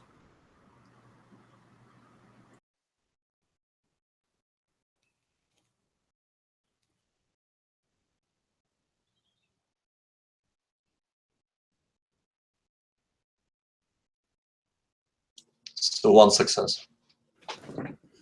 Okay, 1 success. As you sort of reach out for the ribbon, what appears to be a sort of shadowy arm snakes out from the edge of the mist and grabs hold of your own arm. You're holding the ribbon in your hand, but this other hand has like grabbed your forearm, and as it does, the skin on your arm goes this strange sort of pale sort of blue color, almost as though frostbitten. Help! And I try to kind of, I fall on my back, I fall on my ass, and I try to scramble away from this. Okay, as you fall back, the arm releases you. You all hear Sophie shouting for help, but as you start shouting, Sophie, there's an odd sort of bubbling quality to your voice. As you open your mouth to scream, this like spray of water just like jettisons out of your mouth. And you fall backwards, still clutching onto this tape as the shadowy hand sort of disappears back into the mist. And I would imagine that we start rushing up behind Sophie to try to help, at least pull her away from what's trying to take her. Yeah. Okay, not a problem. You all run up. You can see that Sophie appears to have thrown herself backwards away from the mist. She's still holding this like police incident tape. Her arms this strange sort of like bluish white color, but other than that, she seems unharmed aside from the initial spray of water, which is that splattered the grass. you sort of coughed and spluttered a bit, but you're now able to breathe absolutely fine, Sophie, although you were struggling to breathe when the water came out, obviously. The mist is still slowly sort of rolling forward. I get up from the ground now, and I look at my hands, and then kind of look at them, and I say, well, first the face, and now the hand. What is that? What do you have? I don't know. It's. Does my arm feel any kind of that it's cold? Your arm feels very cold, and as you touch it, there's an unpleasant sort of wet, clammy sensation to your skin, as though you'd like held your arm in like a bath for a few hours or something along those lines. I just feels like I've put my arm in the ice box, and oh God, this is really strange. I in all my years of working with Mike, I've never seen anything like this. And look this, and I kind of, with my shaking hand, I hand over this the ribbon, the police crime scene ribbon to the rest of the crew. Yeah, it appears to be a torn off piece of sort of police incident tape that they used to sort of cordon off crime scenes. Sophie sort of holds it out to you all. That's interesting. Where did you find it? I just point at the ground, right, and as I realize that area is now kind of almost covered by the mist. Well, it was over there, and So I start while this backing is away from the mist again. Did Sophie drop the camera and leave it in the mist? So that's up to you, Sophie. Would you drop the camera? Oh, I would have definitely dropped the camera. Absolutely, yeah. I'm not sure if the mist is right at the camera yet, but that's definitely on the ground. Yeah. In fact, what I will say is where the camera is lying sort of next to the van, it's literally the mist is just starting to roll over it now. Okay, well, I mean, I've verified that Sophie's safe out of the mist, so I'm going to run over and grab it. Okay, not a problem. As you're getting near to it again, you can see these shadowy figures sort of beckoning to you just some distance away in the mist. Mm-hmm. And like I say, as you're sort of like in the very outskirts of the mist now, and it's just like the little tendrily wisps on the outskirts of it. As I described to Robin, the mist doesn't feel cold or clammy. It feels warm, almost welcoming. Do you want a fleet of foot or dexterity? Now, since you've got fleet of foot, I'm perfectly willing to assume that if you want to grab that camera and amscray out of there, you're quick enough to do it. That's what your fleet of foot does. So what Mike does then is he runs over, grabs the camera, and then comes back and sort of, without trying to look like he's being, because he did care about Sophie first, but he also wanted to save the equipment. So he kind of rushes back to her and let's start walking away and let's figure this out. And I look at Sophie and Jacob and Robin, and I say, in all of our experiences, all our books we've read, what we've studied, especially you, Sophie, your research, is anything matching what we're experiencing here? I shake my head. No. Well, it's far-fetched, but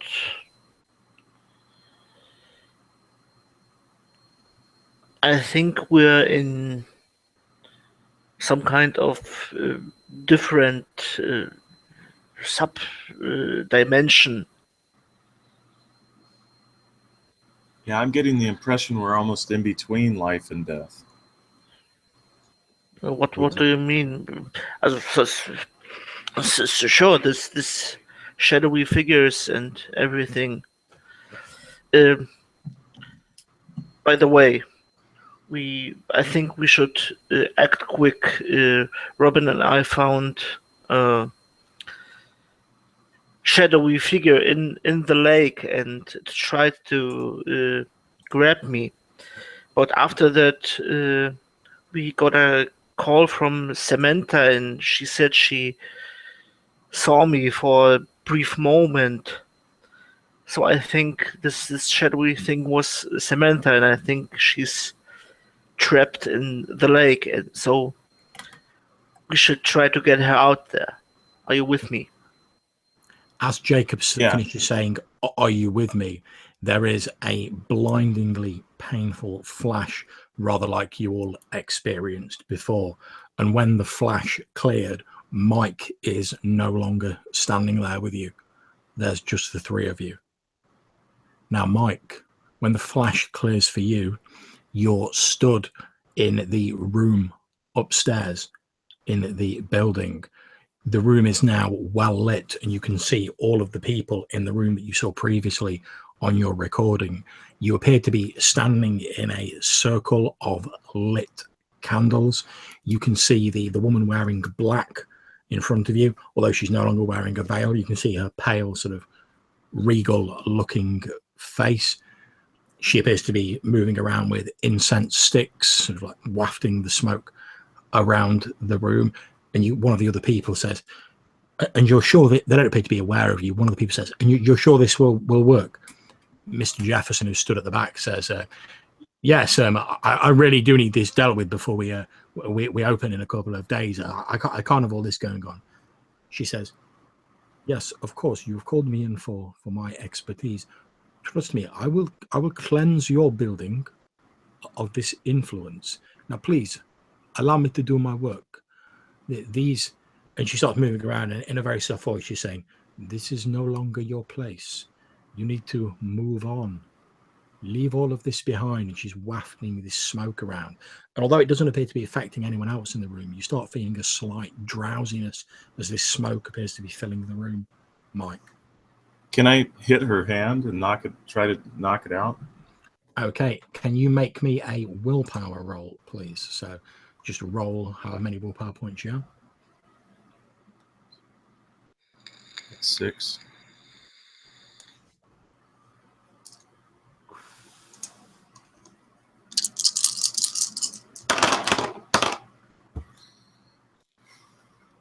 Two 9s and an 8, so 3. Okay, you reach out to try and knock her hand away, and as your hand reaches the sort of very limits of this circle of candles, you almost feel like an invisible force sort of stopping your hand, but you push through it and you knock her hand away. As you do so, a number of the candles, about half a dozen of them, just flip over and go out seemingly of their own accord. And as that happens, the light in the room and all the people in it just like disappear, and once again you're back in the empty room. And you feel fine, you feel awake and alert, but you're still in the building, and presumably everyone else must be outside if they've not gone elsewhere. So I had the camera with me. Do I still have that? Yeah, you've still got the camera. And I would imagine it never stopped rolling. No, you've been rolling this entire time. And so I'm going to just start walking down the stairs and like just bewildered and trying to compute everything, but I'm going to hit the talkie and just say, "Somehow I'm up in the stairs again where Sophie and I stopped off. I'm coming downstairs again." And then I put the talkie down and I sort of rewind to see what it recorded. Okay, you rewind the recording and watch it back.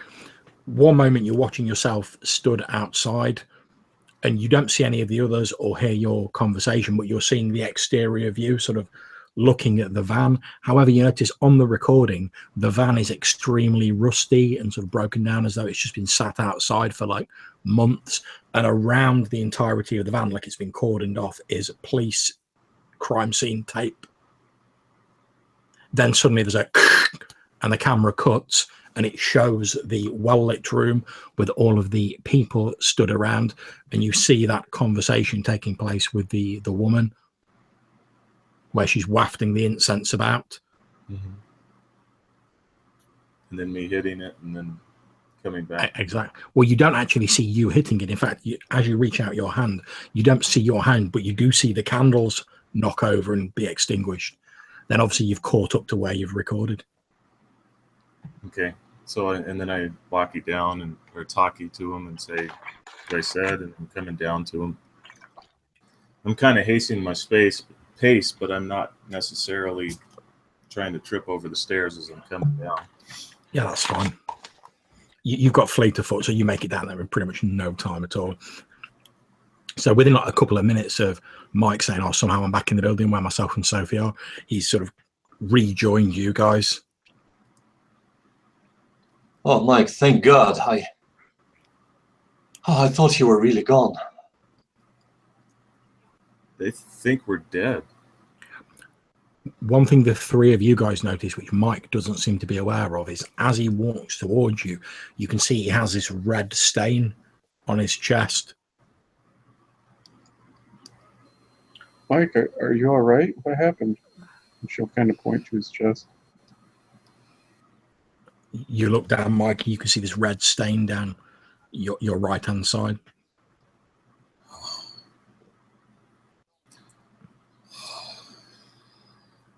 Now it's time. I'm going to break out a flask that I have in my back pocket.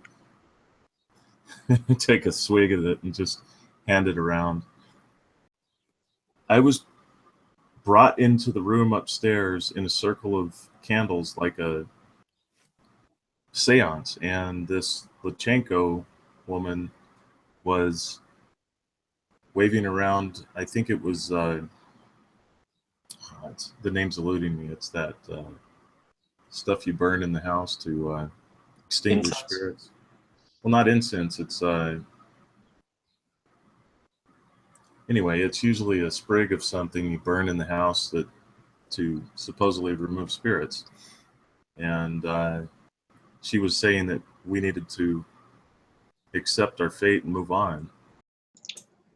No. Jacob, what do we do? How do we get out of here?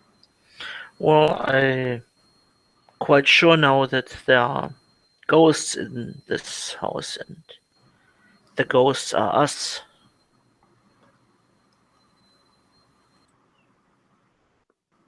Now, with your keen study of spiritualism, you know, Jacob, that in your experience, people only leave ghosts behind if they have strong emotions, perhaps a violent death and or unfinished business.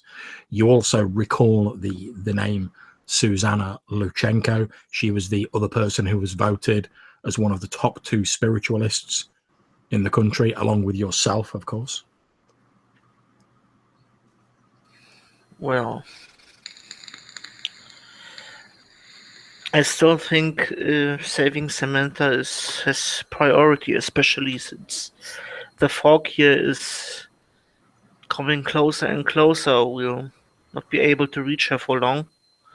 Okay. So let's start with that, and then we'll have to talk with Mrs. Luchenko and tell her that Jefferson somehow killed us when the lights went out. I start kind of moving towards the lake to try to get people moving that way.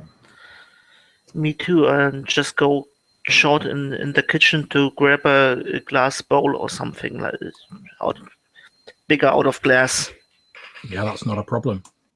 Just before we start moving, I look at well, Jacob in particular, but at the rest of the crew, and I say, does anybody else think this strange? I say, screw Samantha. You're saying that we're dead, and you're worried about this blogger? Yes, what about us? I'm worried about a poor girl who was drowned in the lake. She's there, she's alone, she's afraid, she's cold. And we are dead!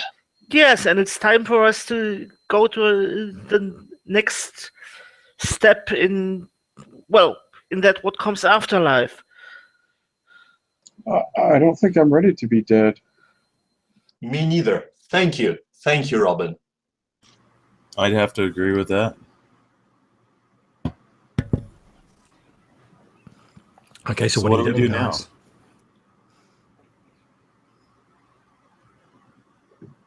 I look around then and I say, well, we have this dress, and because I pick it up where I dropped it just outside of the house. and the stake. This is from the real world. This is what connects us to the real world. We have to, I don't know, Jacob, you're supposed to be a spiritualist. Find a way to bring us back. We are dead for all that seems. Have you ever heard of the dead coming back to life except for Jesus Christ? As you say that, I kind of, my hand again reaches to this, to whatever is on the end of the chain underneath my blouse, and I kind of hold it. At this point, what's happening with the dress? Have you handed it to Jacob? Or Jacob, are you taking it? What's going on with that? Yeah, if Jacob wanted to take it, yeah, I was kind of shaking the dress and the ribbon in front of everybody just to kind of make my point. So I'll take the dress and examine it short. Okay. As your hand touches dress, and you're obviously contemplating anything that's going on, and you're saying to everyone, "We are dead." Have you ever heard of anyone coming back from the dead? Again, there is another flash, and this time when the flash clears, Jacob is no longer stood there. Jacob, you find yourself stood in the upstairs room in the building. You're holding a sort of a sprig of some sort of herb that, as Robin said, you recognize as an assortment of herbs, effectively a small pouch of them that are used to cleanse spirits. The end is sort of smouldering, but when you look at your arm, you can see it's the slender, pale arm of a woman you're looking at rather than your own arm. And there's a number of other people gathered around in this now well-lit room, including Mr. Jefferson, who's going, "Well, is it done? What happened with the candles? Are they gone?" I look around the room. Which day is today? The date, please. Someone tell me the date. He looks around you and he says, "Why, it's a day before Halloween, 2017. What other day would it be?" Okay, listen closely. Last year, the month before Halloween, Mr. Jefferson killed here 5 people. "Well, this is preposterous," says Mr. Jefferson, sort of blustering up. He's like, it's quite clear the woman has taken leave of her senses. She's obviously lost her wits. I told you it was too much for her." At which point you hear a voice over in the corner, a gentleman's voice, and as you look around, you can see that there's a couple of people in police uniforms there. One of them says, "Let's hear what she has to say. After all, we're as keen to get this mess cleared up as anyone else. This is an embarrassment, and we need to get that van moved." Sorry, go on. First of all, they drowned a girl named Samantha. I'm sorry, I forgot her last name. She was a video blogger, some sort. One of the sort of police lieutenants flips over a notebook and says, "Yes, Sergeant, we do have a Samantha Jones listed as one of the people missing. It was assumed, since no one had heard anything of her, and teenagers being what they are, that she'd just run away from home. I didn't know anything about her being involved in this affair, though." The sergeant sort of holds up a hand to get him to stay quiet, so nods up. He shot or stabbed Mike Johnson in the breast. He hit Sophia like a glaze with something on the head. This is absolutely preposterous. You have no proof of this. There's no evidence.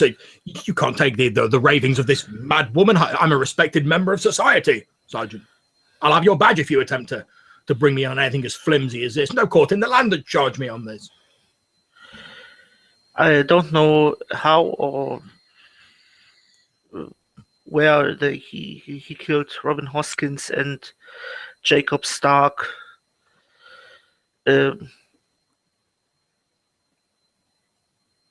as you're sort of looking around the room, as you're saying this and you're taking in all these people, Jacob, you can see that the circle of candles has been sort of reset up, although they've not been lit. Now, you being a spiritualist, you recognize that part of the ritual that she's doing is effectively designed to summon the spirits in a particular place. You notice that she's made a few sort of basic rookie mistakes with it, though. That's you're thinking, if what you suspect is true, that's probably why she only ended up with Mike rather than all of you, because she's made a sort of elementary error. Obviously, she's not quite up to your high standards.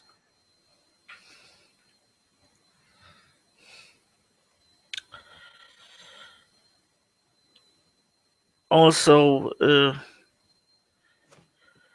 in a few minutes, please tell me to make this here properly.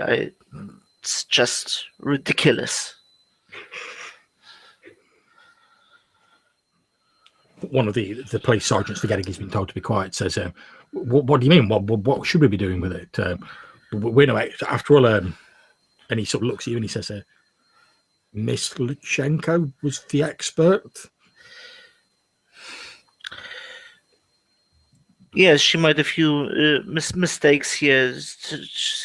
A setup for summoning only one ghost. She needs to summon and banish at least 4 or 5. The police sergeant leans forward and says, could you show us what you mean? Sorry, I don't know who I'm talking to. You're talking to Jacob Stark. At which point you notice a couple of the other policemen who've not really said anything. One of them holds a notebook up to the other and goes, Yes, I know I'm dead. Mr. Jefferson called for our show ghost hunters here to investigate. We only found frauds. well, yeah, yes, Wires and I called them here. We had an argument and they left. I've told you all this. It's all in the report. We never left. We were killed in the entrance hall.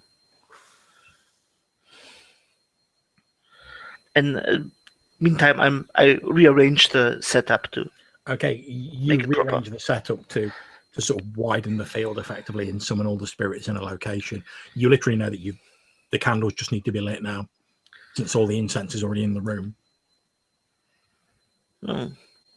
This should be fine. She now only needs to light it. You know, it's when you say she needs to light it, everyone sort of looks at you a bit into that.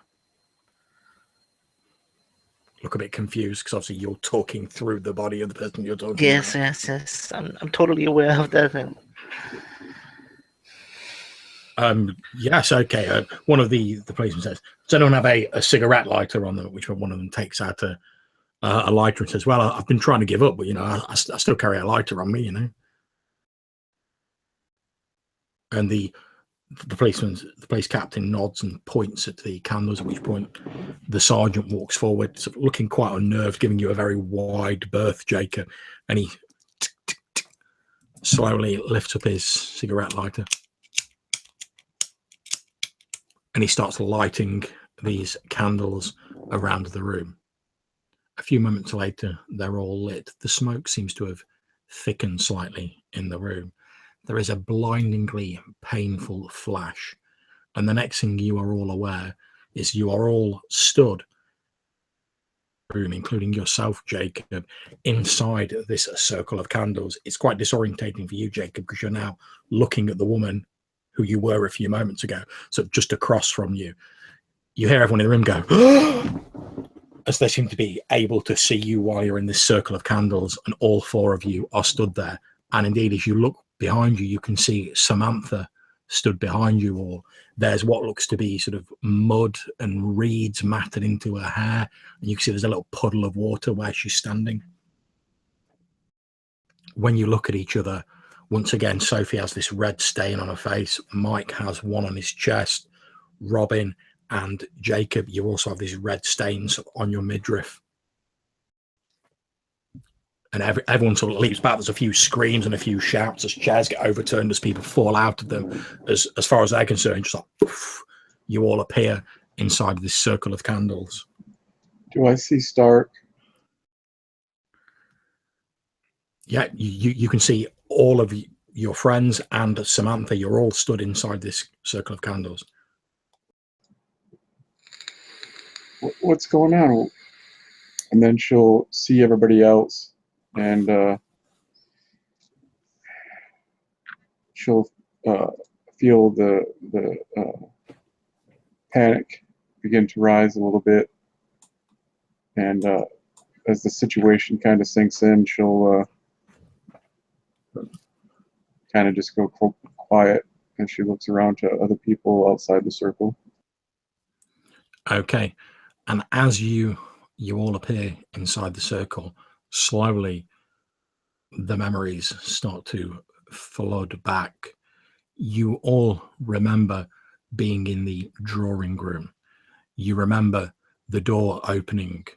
You remember seeing Mr. Jefferson walking in with a large shotgun. You can almost hear the sound of like the as he fires it. It scatters, and it catches both Robin and Mike in the chest. You feel the pain almost as though it's happening now. And in this vision, you both fell to the ground. Sophie and Jacob rush forward to try and stop this. You're quite right, those are illegal in the UK. Sophie and Jacob rush forward to try and stop it. There is another deafening retort of this gunfire. The two of them fall to the ground, blood spraying out of their wounds. As you're all sort of lying there, dying again, you see Samantha sort of turn around to run off. Jefferson takes a few steps into the room, aims his gun, and there's a as he realizes he's fired 2 of his shotgun shells. He strides across the room and he smashes her over the back of the head with the butt of the gun. And the last thing you see before this vision fades and you're back in the room is him dragging the still slightly conscious but dazed Samantha towards the back door and out down towards the lake. Robin will clutch at herself and then kind of let a scream as she tries to launch herself at Jefferson. Okay, as you're sort of launching yourself forward, you hit this sort of like invisible barrier where the border of the candles is. Although you feel that if you sort of the more angrier you're getting, the easier